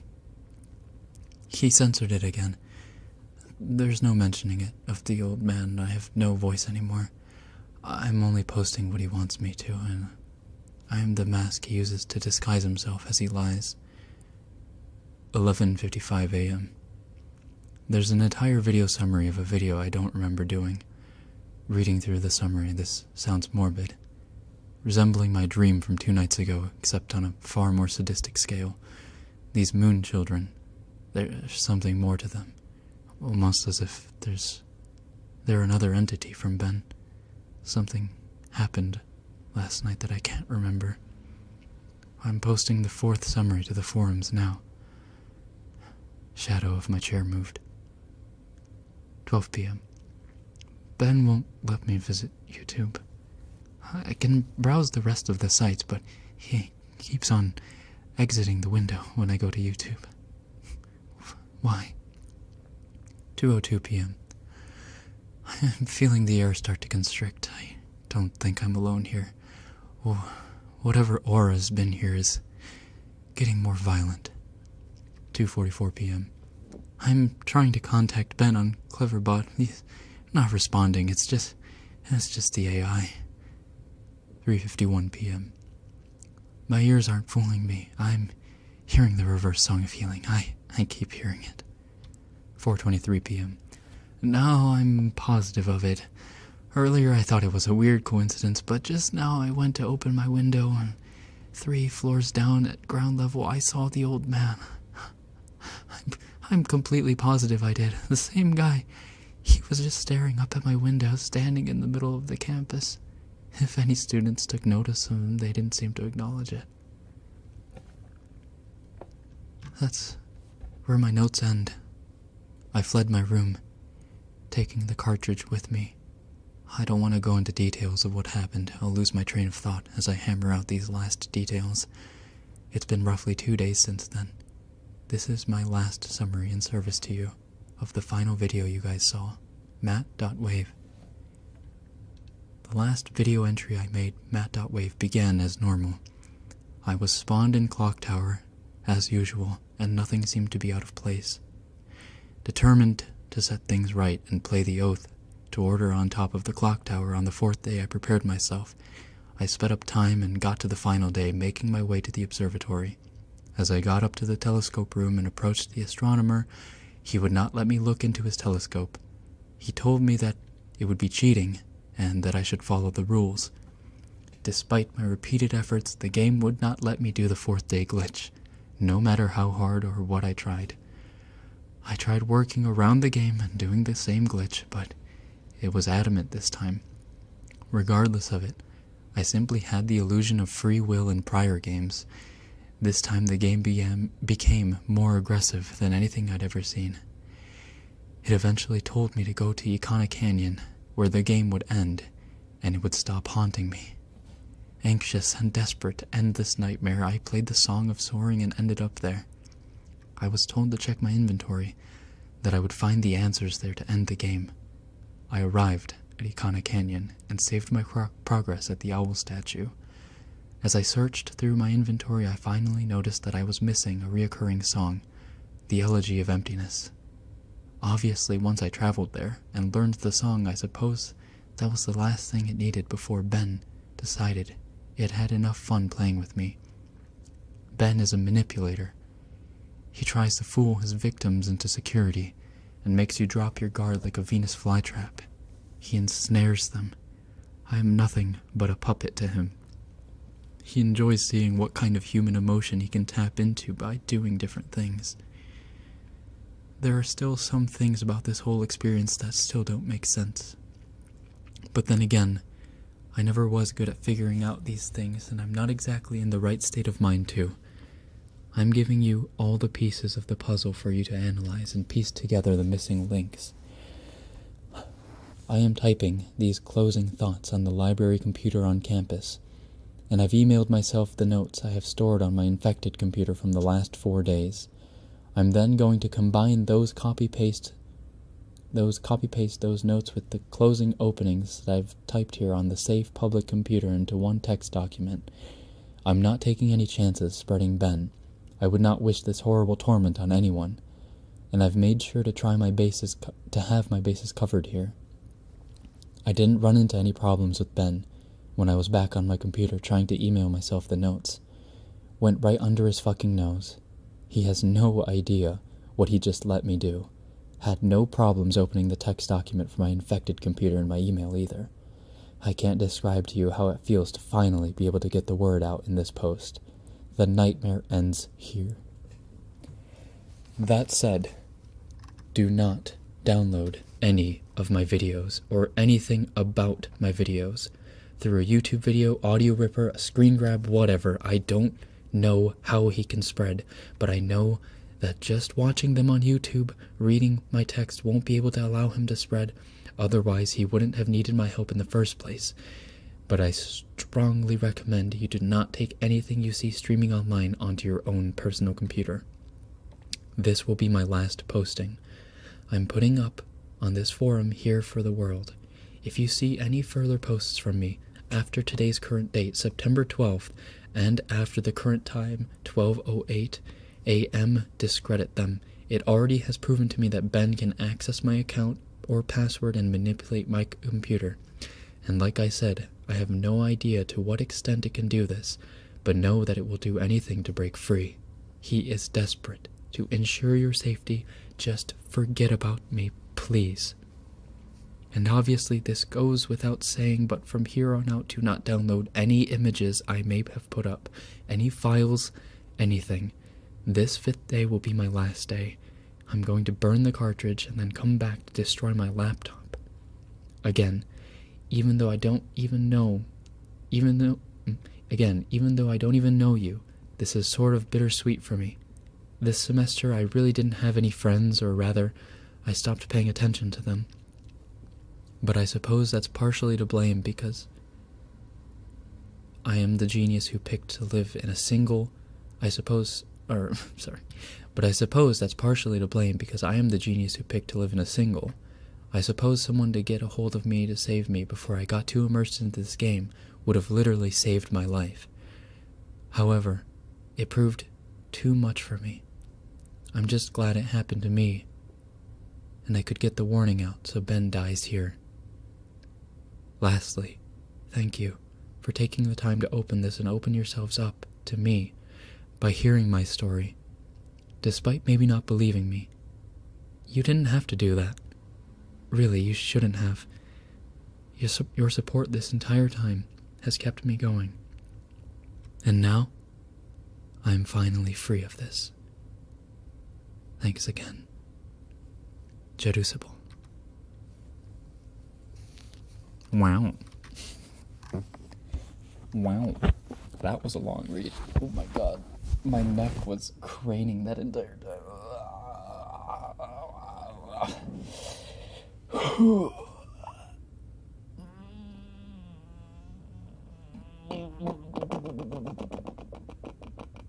Yeah. Hydrate. Yes. Yes, ma'am. Or sir. That was good. That was good. It was long, but god damn. Alexa, Siri, Google who? I only know Rekken bot. Thank you, Atika. Nice food. Thank you. Whew. Is this a true story? Or, well, that's the thing. You never know if creepypastas are real or not.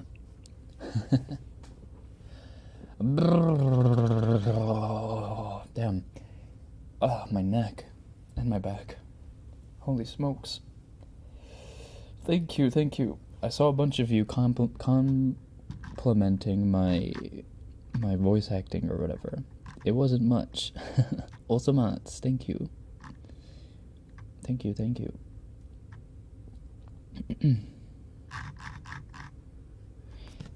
Yeah, I got into it. I got into it with the clever bot conversations and stuff, and I was really feeling the deducible breakdown. Like you could feel like the breakdown in his mental was palpable, you know. So I felt like I had to do it a little bit of justice by just going a little bit into it with the voice acting. Awesome outs. Awesome outs. Am I alright? I'm fine. That was fun. I kind of want to read another one, honestly. What time is it? 11. Let me use the restroom, and I'll probably read another one after I want to take a little break and just chat for a bit, because, that one was long. Hold on, I'll be right back, okay? I'm gonna turn on some Halloween. This one? I'll be right back.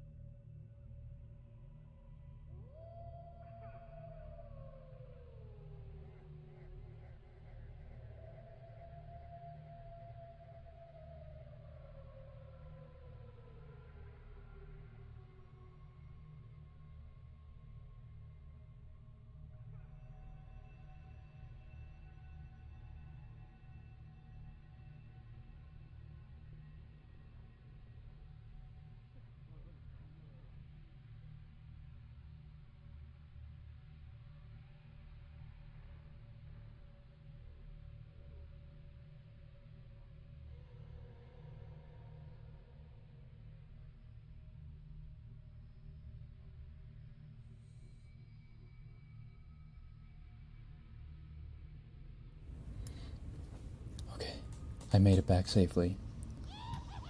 I remember asking, "Are you Ben?" on Cleverbot ages. Ooh, that's creepy.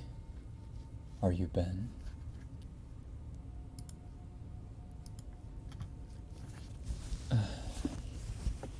Low-key relaxing. Well, this is supposed to technically be a pseudo ASMR stream because it is indeed binaural. Wow, wow, wow, wow. Puma-san, hello. Konbanwa. Nice.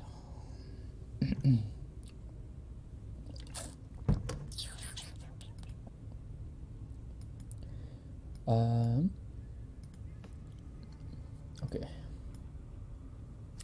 That was a good creepypasta. I don't think I've ever read that entire thing. I think I just read a summary. But reading out the entirety definitely hits it home with how creepy it is.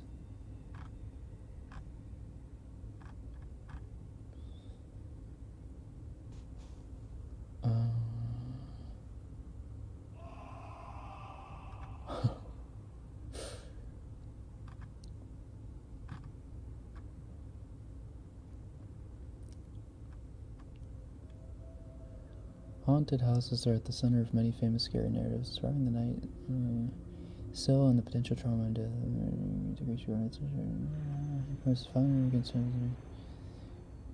This room begins to grow and sensory evil pushing those 9 rooms. That seems long.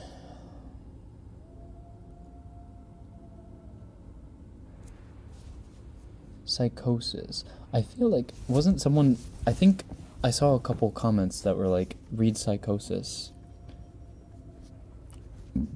Excuse me. I don't remember if I've ever read Psychosis or not. It sounds familiar, but maybe I haven't. Can you really trust what you see and feel? Is your life all a computer simulation? Do we live in the Matrix? Are we all just excuse me in someone else's dream that is bound to end? Is this the real life, or is it just fantasy? And existentialism may not be the scariest of philosophies, but Psychosis shows that proving human use beyond innate fears and paranoias and inner battle that can never be won. Agreed. Fantastic. Okay. Alright, let's read Psychosis and wrap it up with that then. Psychosis. Oh. Psychosis.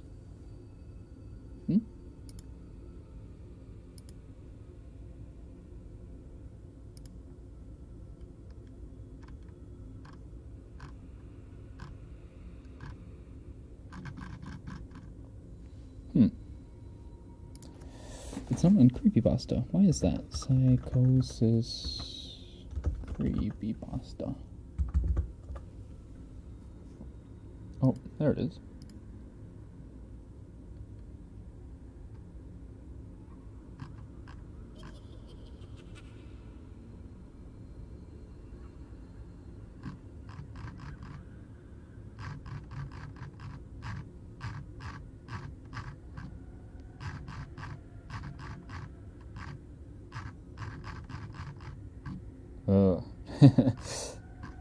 This is also a long one. It's doable. I don't think it's as long as the last one.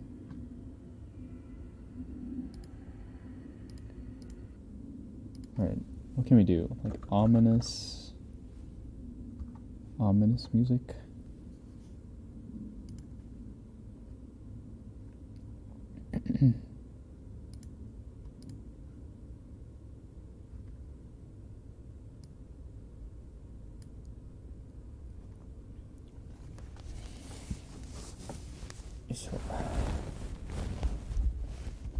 Aggressive scrolling indeed.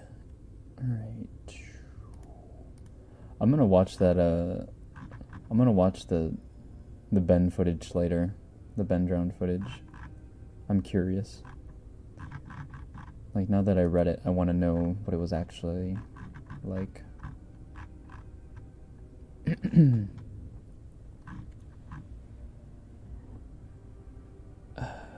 Is it 1999? Is there two psychosi or whatever? Like, is there a... This says November 3rd, 2010.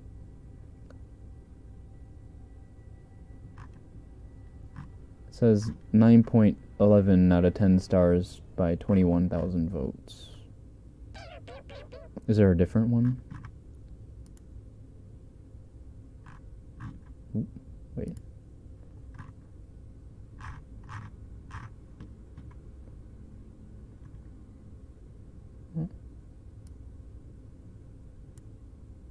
What?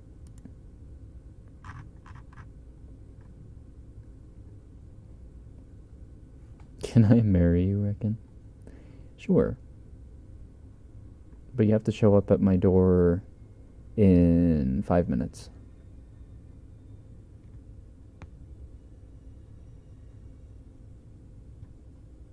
Psychosis is a really good one. 1999 is just a creepypasta on its own. I see.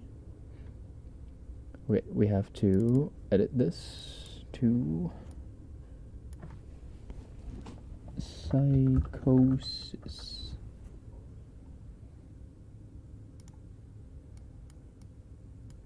Okay.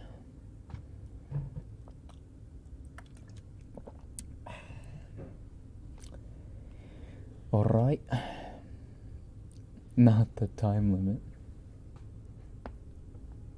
You gotta show me you're committed. Run.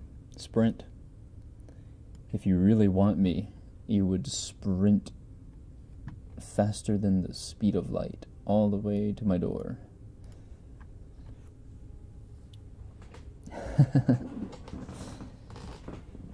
Okay. So it starts off. Estimated read time 20 minutes. Oh, okay. So we're not. Okay, it's not that bad. Sunday. I'm not sure why I'm writing this down on paper and not on my computer. I guess I've just noticed some odd things. It's not that I don't trust the computer, I just need to organize my thoughts. I need to get down all the details somewhere objective, somewhere I know that what I write can't be deleted or changed. Not that that's happened. It's just everything blurs together here, and the fog of memory lends a strange cast to things. I'm starting to feel cramped in this small apartment. Maybe that's the problem. I just have to go and choose the cheapest apartment, the only one in the basement. The lack of windows down here makes day and night seem to slip by seamlessly. I haven't been out in a few days because I've been working on this programming project so intensively. I suppose I just wanted to get it done. Hours of sitting and staring at a monitor can make anyone feel strange. I know. But I don't think that's it. I'm not sure when I first started to feel like something was odd. I can't even define what it is. Maybe I just haven't talked to anyone in a while. That's the first thing that crept up on me. Everyone I normally talk to online while I program has been idle, or they've simply not logged on at all. My instant messages go unanswered. The last email I got from anybody was a friend saying he'd talk to me when he got back from the store, and that was yesterday. I'd call him with my cell phone, but reception's terrible down here. Yeah, that's it. I just need to call someone.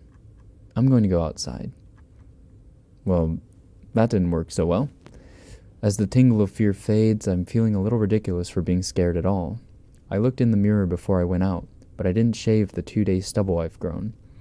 I figured I was just going out for a quick cell phone call. I did change my shirt, though, because it was lunchtime, and I guessed that I'd run into at least one person I knew. That didn't end up happening. I wish it did. When I went out, I opened the door to my small apartment slowly. A small feeling of apprehension had somehow already lodged itself in me, for some indefinable reason. I chalked it up to having not spoken to anyone but myself for a day or two. I peered down the dingy gray hallway, made dingier by the fact that it was a basement hallway. On one end, a large metal door led to the building's furnace room. It was locked, of course. 2 dreary soda machines stood by it.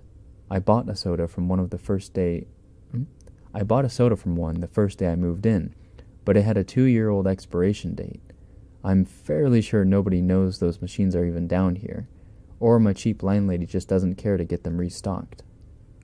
I closed my door softly and walked the other direction, taking care not to make a sound. I have no idea why I chose to do that, but it was fun giving in to the strange impulse not to break the droning hum of the soda machines, at least for the moment. I got to the stairwell and took the stairs up the building's front door. I looked through the heavy door's small square window and received quite the shock. It was definitely not lunchtime. City gloom hung over the dark streets outside, and the traffic lights at the intersection in the distance blinked yellow. Dim clouds, purple and black from the glow of the city, hung overhead. Nothing moved, save the few sidewalk trees that shifted in the wind. I remember shivering, though it wasn't cold. Maybe it was the wind outside. I could vaguely hear it through the heavy metal door, and I knew that unique kind of late-night wind, the kind that was constant, cold, and quiet, save for the rhythmic music it made as it passes through countless unseen tree leaves. I decided not to go outside. Instead, I lifted my cell phone to the door's little window and checked the signal meter. The bars filled up the meter and I smiled. Time to hear someone else's voice, I remember thinking. Relieved. It was such a strange thing to be afraid of nothing. I shook my head, laughing at myself silently. I hit speed dial for my best friend Amy's number and held the phone up to my ear. It rang once, but then it stopped. Nothing happened. I listened to silence for a good 20 seconds, then hung up. I frowned and looked at the signal meter again, still full. I went to dial her number again, but then my phone rang in my hand, startling me. I put it up to my ear. "Hello?" I asked, immediately fighting down a small shock at hearing the first spoken voice in days, even if it was my own. I had gotten used to the droning hum of the building's inner workings, my computer, and the soda machines in the hallway. There was no response to my greeting at first, but then finally, a voice came. "Hey," said a clear male voice, obviously of college age, like me. "Who's this?" "John," I replied, confused. "Oh, sorry, wrong number," he replied, then hung up. I lowered the phone slowly and leaned against the thick brick wall of the stairwell. That was strange. I looked at my received calls list, but the number was unfamiliar. Before I could think of it further, the phone rang loudly, shocking me yet again. This time, I looked at the caller before I answered. It was another unfamiliar number. This time, I held the phone up to my ear, but said nothing. I heard nothing but the general background noise of a phone. Then a familiar voice broke my tension. "John?" was the single word, in Amy's voice. I breathed a sigh of relief. "Hey, it's you," I replied. "Who else would it be?" she responded. "Oh, the number. I'm at a party on 7th Street, and my phone died just as you called me. This is someone else's phone, obviously." "Oh, okay," I said. "Where are you?" she asked. My eyes glanced over the drab, whitewashed cylinder block walls and the heavy metal door with its small window. "At my building," I sighed. "Just feeling cooped up. I didn't realize it was so late."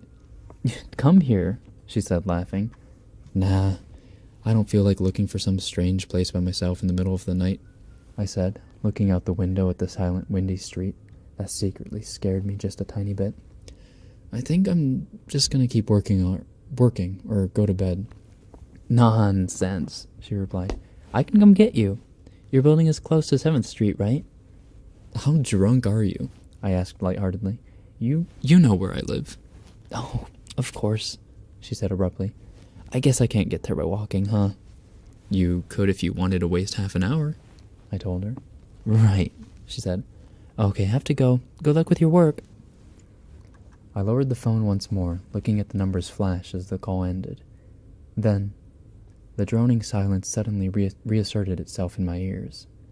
The two strange calls and the eerie street outside just drove home my aloneness in the empty stairwell. Perhaps from having seen too many scary movies, I had the sudden, inexplicable idea that something could look in the door's window and see me. Some sort of horrible entity that hovered at the edge of aloneness, just waiting to creep up on unsuspecting people that strayed too far from other human beings. I knew the fear was irrational, but nobody else was around, so I jumped down the stairs, ran down the hallway into my room, and closed the door as swiftly as I could, while still staying silent. Like I said, I feel a little ridiculous for being scared of nothing, and the fear has already faded. Writing this down helps a lot. It makes me realize that nothing is wrong. It filters out half-formed thoughts and fears and leaves only cold, hard facts. It's late. I got a call from a wrong number and Amy's phone died, so she called me back from another number. Nothing strange is happening. Still, there was something a little off about that conversation. I know it could have been the alcohol she's had, or was it even her that seemed off to me? Or was it... Yes, that was it. I didn't realize it until this moment, writing these things down. I knew writing things down would help. She said she was at a party, but I only heard silence in the background. Of course, that doesn't mean anything in particular, as she could have just gone outside to make the call. No, that couldn't have been it either. I didn't hear the wind. I need to see if the wind is still blowing. Monday. I forgot to finish writing last night. I'm not sure what I expected to see when I ran up the stairwell and looked out the heavy metal door's window. I'm feeling ridiculous. Last night's fear seems hazy and unreasonable to me now. I can't wait to go out into the sunlight. I'm gonna check on my emails, and shave, shower, finally get out of here. Wait, I think I heard something. It was thunder. That whole sunlight and fresh air thing didn't happen. I went out into the stairwell and up the stairs only to find disappointment. The heavy metal door's little windows showed only flowing water as torrential rain slammed against it. Only a very dim, gloomy light filtered in through the rain. But at least I knew it was daytime. Even if it was a gray, sickly, wet day. I tried looking out the window and waiting for lightning to illuminate the gloom, but the rain was too heavy and I couldn't make out anything more than vague, weird shapes moving at odd angles in the waves, washing down the window. Disappointed, I turned around, but I didn't want to go back to my room. Instead, I wandered further up the stairs, past the first floor and the second. The stairs ended at the third floor, the highest floor in the building. I looked through the glass that ran up the outer wall of the stairwell, but it was that warped, thick kind that scatters the light. Not that there was much to see through the rain to begin with. I opened the stairwell door and wandered down the hallway. The 10 or so thick wooden doors, painted blue a long time ago, were all closed. I listened as I walked, but it was the middle of the day, so I wasn't surprised that I heard nothing but the rain outside. As I stood there in the dim hallway listening to the rain, I had the strange fleeting impression that the doors were standing like silent granite monoliths erected by some ancient forgotten civilization for some unfathomable guardian purpose. Lightning flashed, and I could have sworn that for just a moment the old grainy blue looked just like rough stone.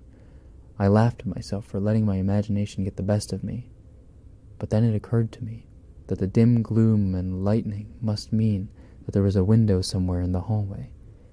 A vague memory surfaced, and I suddenly recalled that the third floor had an alcove and an inset window hallway down the floor's hallway.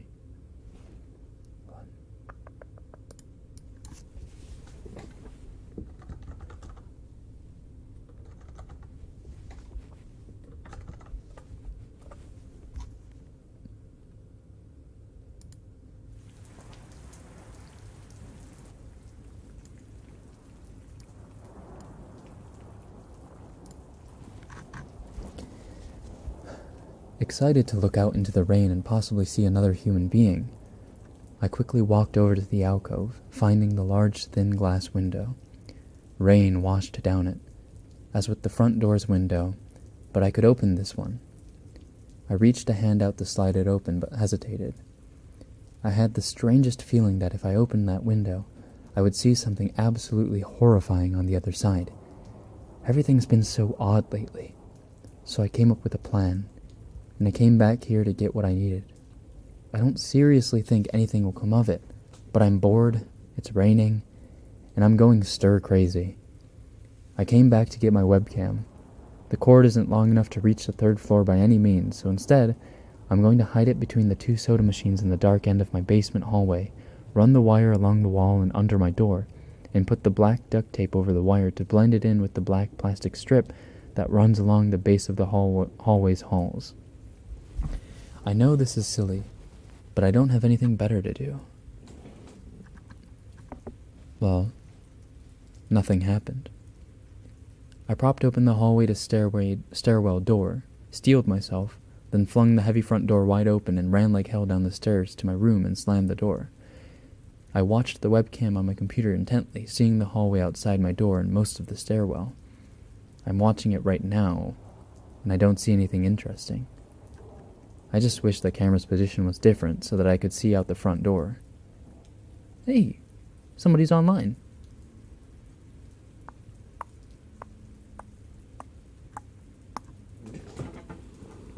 I got out an older, less functional webcam that I had in my closet to video chat with my friend online. I couldn't really explain to him why I wanted to video chat, but it felt good to see another person's face. He couldn't talk very long, and we didn't talk about anything meaningful, but I feel much better. My strange fear has almost passed. I would feel completely better, but there was something odd about our conversation. I know that I've said that everything has seemed odd, but still, he was very vague in his responses. I can't recall one specific thing that he said, no particular name or place or event, but he did ask for my email address to keep in touch. Wait, I just got an email. I'm about to go out. I just got an email from Amy that asked me to meet her for dinner at the place we usually go to. I do love pizza, and I've just been eating random food from my poorly stocked fridge for days, so I can't wait. Again, I feel ridiculous about the odd couple of days I've been having. I should destroy this journal when I get back. Oh, another email.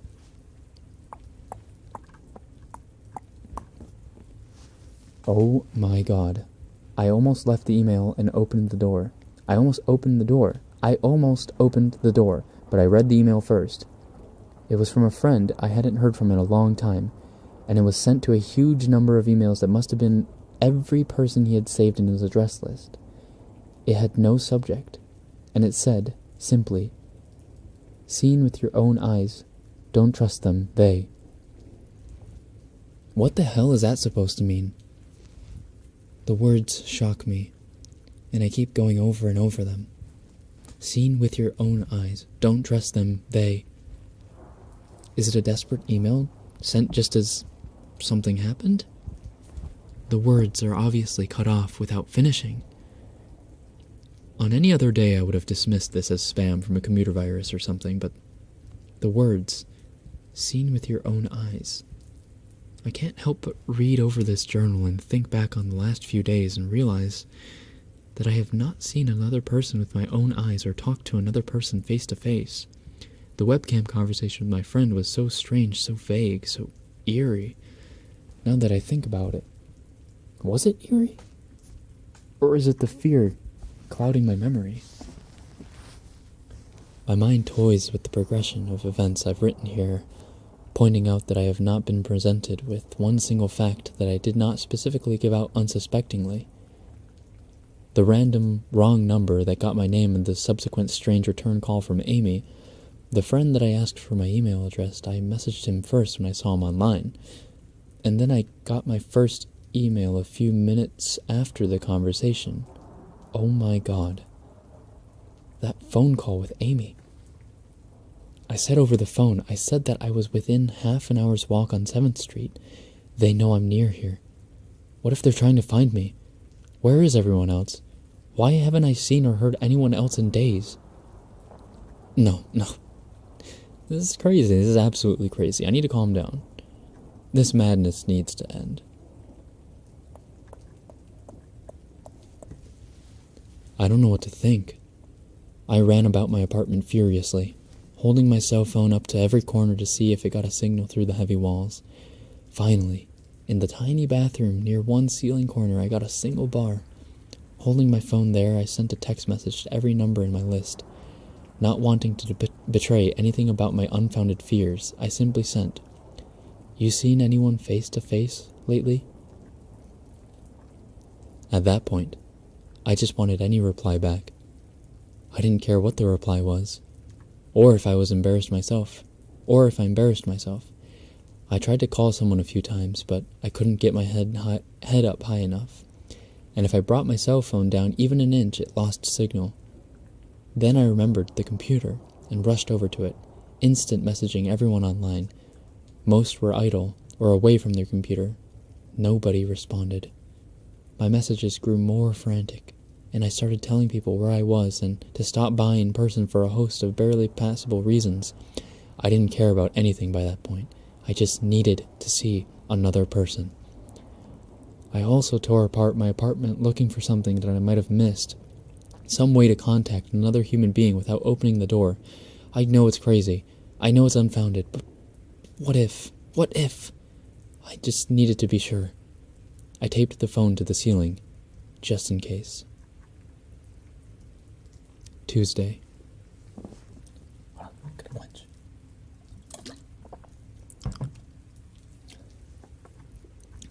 Tuesday. The phone rang. Exhausted from last night's rampage, I must have fallen asleep. I woke up to the phone ringing and ran into the bathroom, stood on the toilet, and flipped open the phone, taped to the ceiling. It was Amy, and I feel so much better. She was really worried about me, and apparently had been trying to contact me since the last time I talked to her. She's coming over now, and yes, she knows where I am without me telling her. I feel so embarrassed. I'm definitely throwing this journal away before anyone sees it. I don't even know why I'm writing in it now. Maybe it's just because it's the only communication I've had at all since God knows when. I look like hell, too. I looked in the mirror before I came back in here. My eyes are sunken, my stubble's thicker, and I just look generally unhealthy. My apartment is trashed, but I'm not going to clean it up. I think I need someone else to see what I've been through. These past few days have not been normal, and I am not one to imagine things. I know I've been the victim of extreme probability. I probably missed seeing another person a dozen times. I just happened to go out when it was late at night or the middle of the day when everyone was gone. Everything's perfectly fine. I know this now. Plus, I found something in the closet last night that has helped me tremendously. A television.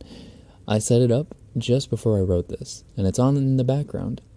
Television has always been an escape for me, and it reminds me that there's a world beyond these dingy brick walls. I'm glad Amy's the only one that responded to me after last night's frantic pestering of everyone I could contact. She's been my best friend for years. She doesn't know it, but I count the day that I met her among one of the few moments of true happiness in my life. I remember that warm summer day fondly. It seems a different reality from this dark, rainy, lonely place. I feel like I spent days sitting in that playground, much too old to play, just talking with her and hanging around doing nothing at all. I still feel like I can go back to that moment sometimes. And it reminds me that this damn place is not all that there is. Finally, a knock on the door.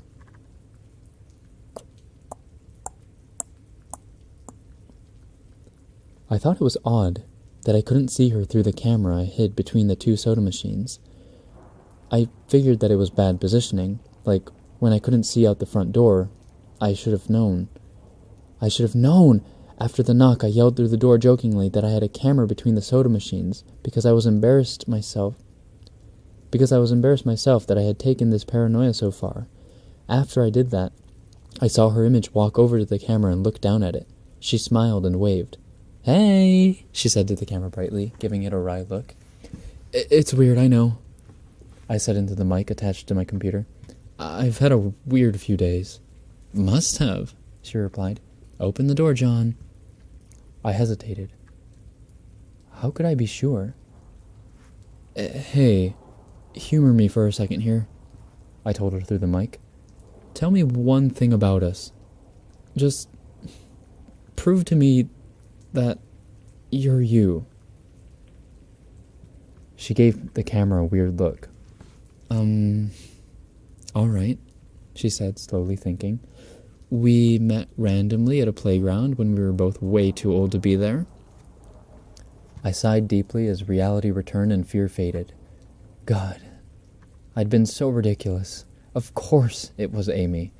That day wasn't anywhere in the world except in my memory.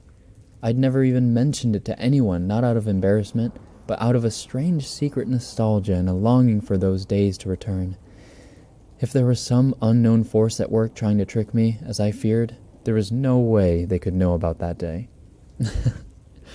All right, I'll explain everything, I told her. Be right there. I ran to my small bathroom and fixed my hair as best I could. I looked like hell, but she would understand. Snickering at my own unbelievable behavior and the mess I'd made of the place, I walked to the door. I put my hand on the doorknob and gave the mess one last look. So ridiculous, I thought. My eyes traced over the half-eaten food lying on the ground, the overflowing trash bin, and the bed I'd tipped to the side looking for God knows what. I almost turned to the door and opened it, but my eyes fell on one last thing. The old webcam, the one I used for that eerily vacant chat with my friend. Its silent black sphere lay haphazardly tossed to the side, its lens pointed at the table where this journal lay. An overwhelming terror took me as I realized that if something could see through the camera, it would have seen what I just wrote about that day. I asked her for any one thing about us, and she chose the one thing in the world that I thought they or it did not know. But it did. It did know. It could have been watching me the whole time. I didn't open the door. I screamed. I screamed in uncontrollable terror. I stomped on the old webcam on the floor. The door shook, and the doorknob tried to turn, but I didn't hear Amy's voice through the door. Was the basement door made to keep out drafts too thick? Or was Amy not outside? What could have been trying to get in, if not her? What the hell is out there? I saw her on my computer through the camera outside. I heard her on the speakers through the camera outside. Was it real? How can I know? She's gone now, I screamed, and I shouted for help. I pounded up everything in my apartment against the front door. Friday. At least I think it's Friday. I broke everything electronic. I smashed my computer to pieces. Every single thing on there could have been accessed. Every single thing on there has access by network access, or worse, altered. I'm a programmer, I know. Every little piece of information I gave out since this started, my name, my email, my location, none of it came back from outside until I gave it out. I've been going over and over what I wrote. I've been pacing back and forth, alternating between stark terror and overpowering disbelief. Sometimes I'm absolutely certain some phantom entity is dead set on the simple goal of getting me to go outside, back to the beginning, with the phone call from Amy. She was effectively asking me to open the door and go outside. I keep running it through in my head. One point of view says I've acted like a madman, and all of this is the extreme convergence of probability. Never going outside at the right times by pure luck, never seeing another person by pure chance, getting a random nonsense email from some computer virus at just the right time. The other point of view says the extreme convergence of probability is the reason that whatever's out there hasn't gotten me already. I keep thinking, I never opened the window on the 3rd floor. I never opened the front door until that incredibly stupid stunt with the hidden camera, after which I ran straight to my room and slammed the door. I haven't opened my own solid door since I flung open the front door of the building. Whatever's out there, if anything's out there, never made an appearance in the building before I opened the front door. Maybe the reason it wasn't in the building already was that it was elsewhere getting everyone else, and then it waited until I betrayed my existence by trying to call Amy, a call which didn't work, until it called me and asked me my name. Terror literally overwhelms me every time I try to fit the pieces of this nightmare together. That email, short, cut off, was it from someone trying to get word out? Some friendly voice desperately trying to warn me before it came? Seen with my own eyes, don't trust them. Exactly what I've been so suspicious of. It could have masterful control of all things electronic, practicing its insidious deception to trick me into coming outside. Why can't it get in? It knocked on the door. It must have some solid presence. The door. The image of those doors in the upper hallway as guardian monoliths flashes back in my mind every time I trace this path of thoughts. If there is some phantom entity trying to get me to go outside, maybe it can't get through doors. I keep thinking back over all the books I've read or movies I've seen, trying to generate some explanation for this. Doors have always been such intense foci of human imagination, always seen as wards or portals of special importance. Or perhaps the door is just too thick? I know that I couldn't bash through any of the doors in that building, let alone the heavy basement ones. Aside from that, the real question is, why does it even want me? If it just wanted to kill me, it could do any number of ways, including just waiting until I starve to death. What if it doesn't want to kill me? What if it has some far more horrific fate in store for me? God, what can I do to escape this nightmare?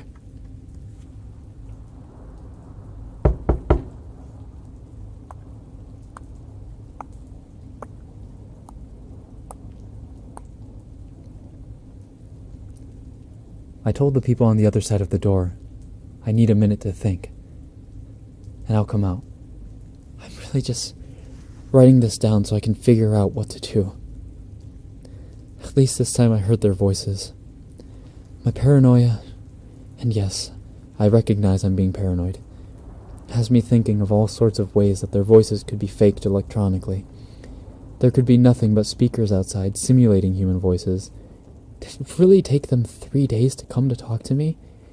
Amy is supposedly out there, along with 2 policemen and a psychiatrist. Maybe it took them 3 days to think of what to say to me. The psychiatrist's claim could be pretty convincing if I decided to think this has all been a crazy misunderstanding, and not some entity trying to trick me into opening the door. The psychiatrist had an older voice, authoritarian, but still caring. I liked it. I'm desperate just to see someone with my own eyes. He said I have something called cyberpsychosis, and I'm just one of a nationwide epidemic of thousands of people having breakdowns triggered by a suggestive email that got through somehow. I swear he said, got through somehow. I think he means spread throughout the country inexplicably. But I'm incredibly suspicious that the entity slipped up and revealed something. He said I am part of a wave of emergent behavior, that a lot of other people are having the same problem with the same fears, even though we've never communicated. That neatly explains the strange email about the eyes that I got. I didn't get the original triggering email. I got a descendant of it. My friend could have broken down too, and tried to warn everyone he knew against his paranoid fears. That's how the problem spreads, the psychiatrist claims. I could have spread it too, with my texts and instant messages online to everyone I knew. One of those people might be melting down right now, after being triggered by something I sent them, something they might interpret any way that they want, something like a text saying, "Seen anyone face to face lately?" The psychiatrist told me that he didn't want to lose another one, that people like me are intelligent, and that's our downfall. We draw connections so well that we draw them even when they shouldn't be there.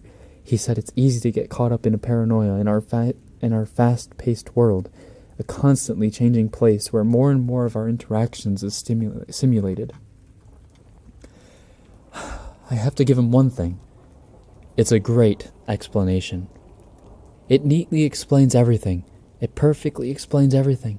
In fact, I have every reason to shake off this nightmarish fear that something or consciousness or being out there wants me to open the door so it can capture me for some horrible fate worse than death. It would be foolish after hearing that explanation to stay in here until I starve to death, just to spite the entity that might have got everyone else. It would be foolish to think, after hearing that explanation, I might be one of the last people left alive on an empty world, hiding in my secure basement room, spiting some unthinkable, deceptive entity just by refusing to be captured.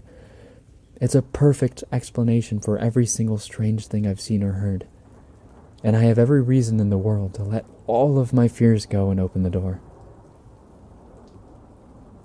And that's exactly why I'm not going to.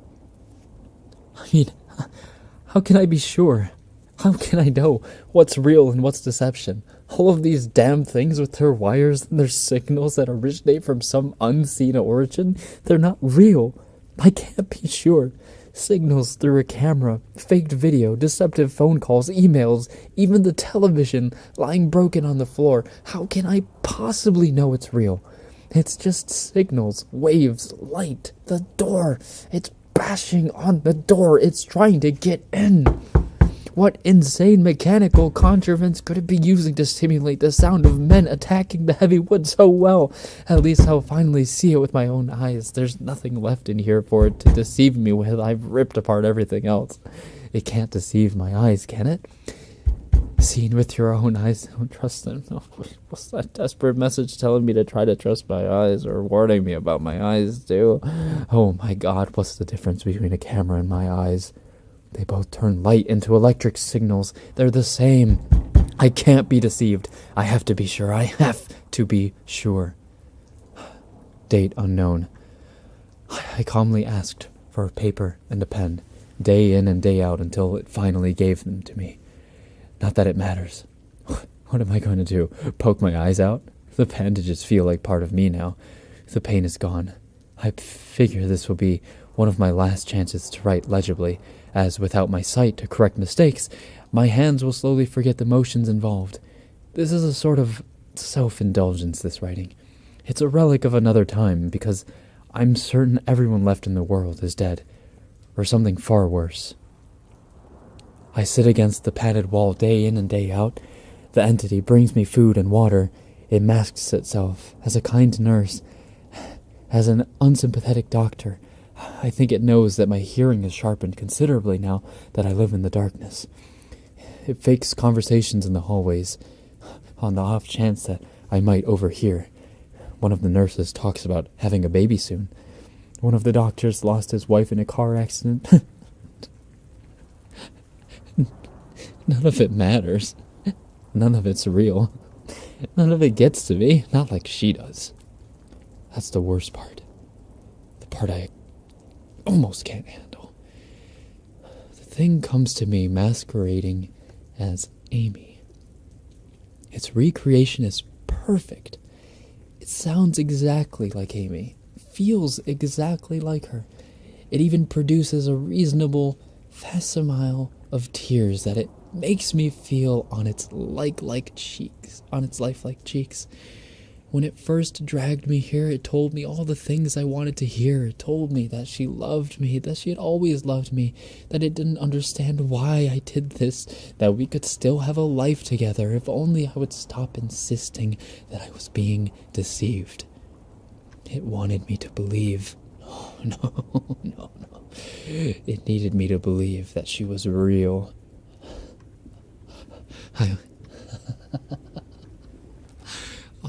I almost fell for it. Oh, I really did.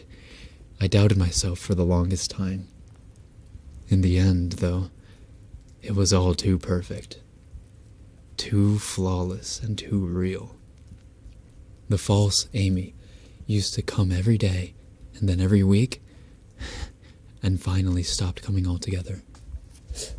But I don't think the entity will give up. I think the waiting game is just another one of its gambits. I will resist it for the rest of my life if I have to. I don't know what happened to the rest of the world, but I do know that this thing needs me to fall for its deceptions. If it needs that, then maybe, just maybe, I am a thorn in its agenda. Maybe Amy is still alive out there somewhere, kept alive only by my will to resist the deceiver. I hold on to that hope, rocking back and forth in my cell to pass the time. I will never give in. I will never break. I am a hero.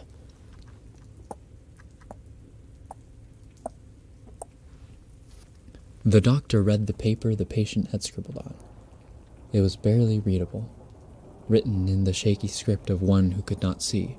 He wanted to smile at the man's steadfast resolve, a reminder of the human will to survive, but he knew that the patient was completely delusional. After all, a sane man would have fallen for the deception long ago. The doctor wanted to smile. He wanted to whisper words of encouragement to the delusional man. He wanted to scream, but the nerve filaments wrapped around his head and into his eyes made him do otherwise. His body walked into the cell like a puppet, and told the patient once more that he was wrong, and that there was nobody trying to deceive him.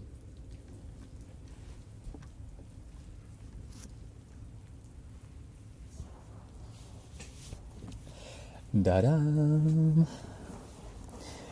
Da-dum.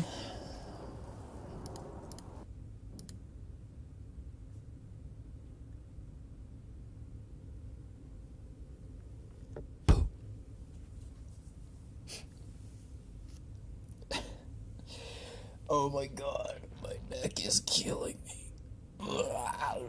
That was also really good. Damn. That wasn't like that was the definition of a psychological thriller. Excuse me. Like a psychological horror. Like, man, that was so good. It explains the descent into insanity very, very compactly. Yeah. Excuse me.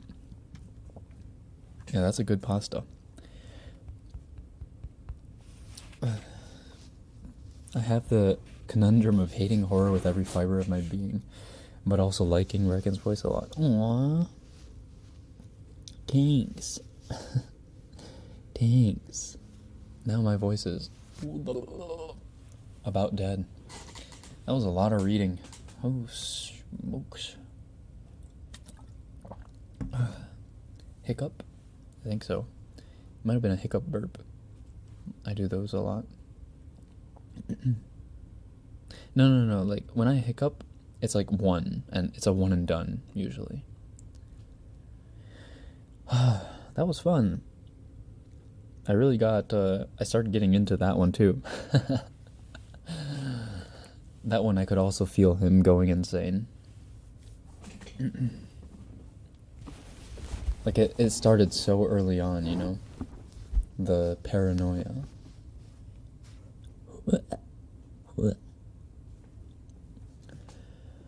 Alright. I think that about does it, though. That about does it. Do you guys need a little bit of comforting? There. I love Goatman and Ben Drowned. Yeah, those were good. Ben Drowned was really good.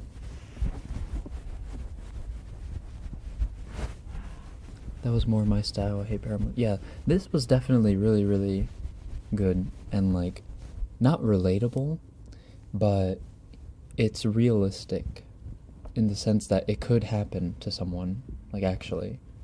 Maybe not to, like, me or you, but someone with, you know, severe paranoia. I can't sleep.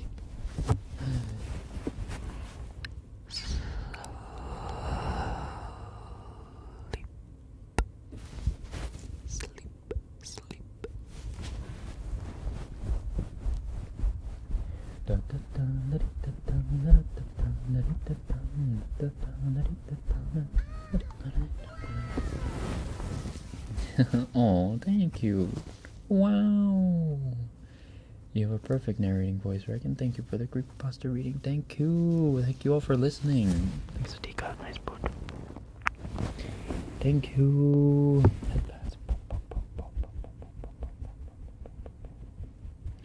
Thanks, everyone, for listening. I know it was spooky for some of you,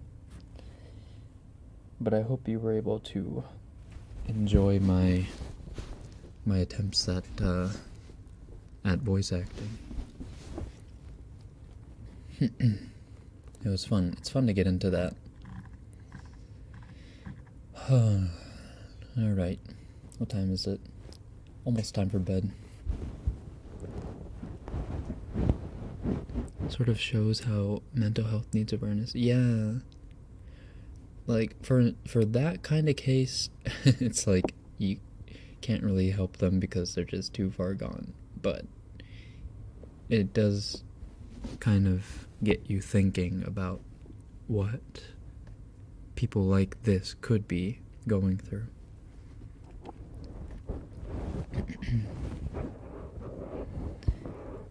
Anywho, I'll see you all on Wednesday. Or not Wednesday, Saturday. Jesus Christ. My brain is all mushed up. Yeah, I'll see you on Saturday. Have a good weekend. Have a good weekend. Wait a second. Oh my god, I told you my brain's messed up. I meant to say have a good week. Creamy peanut butter. Alright.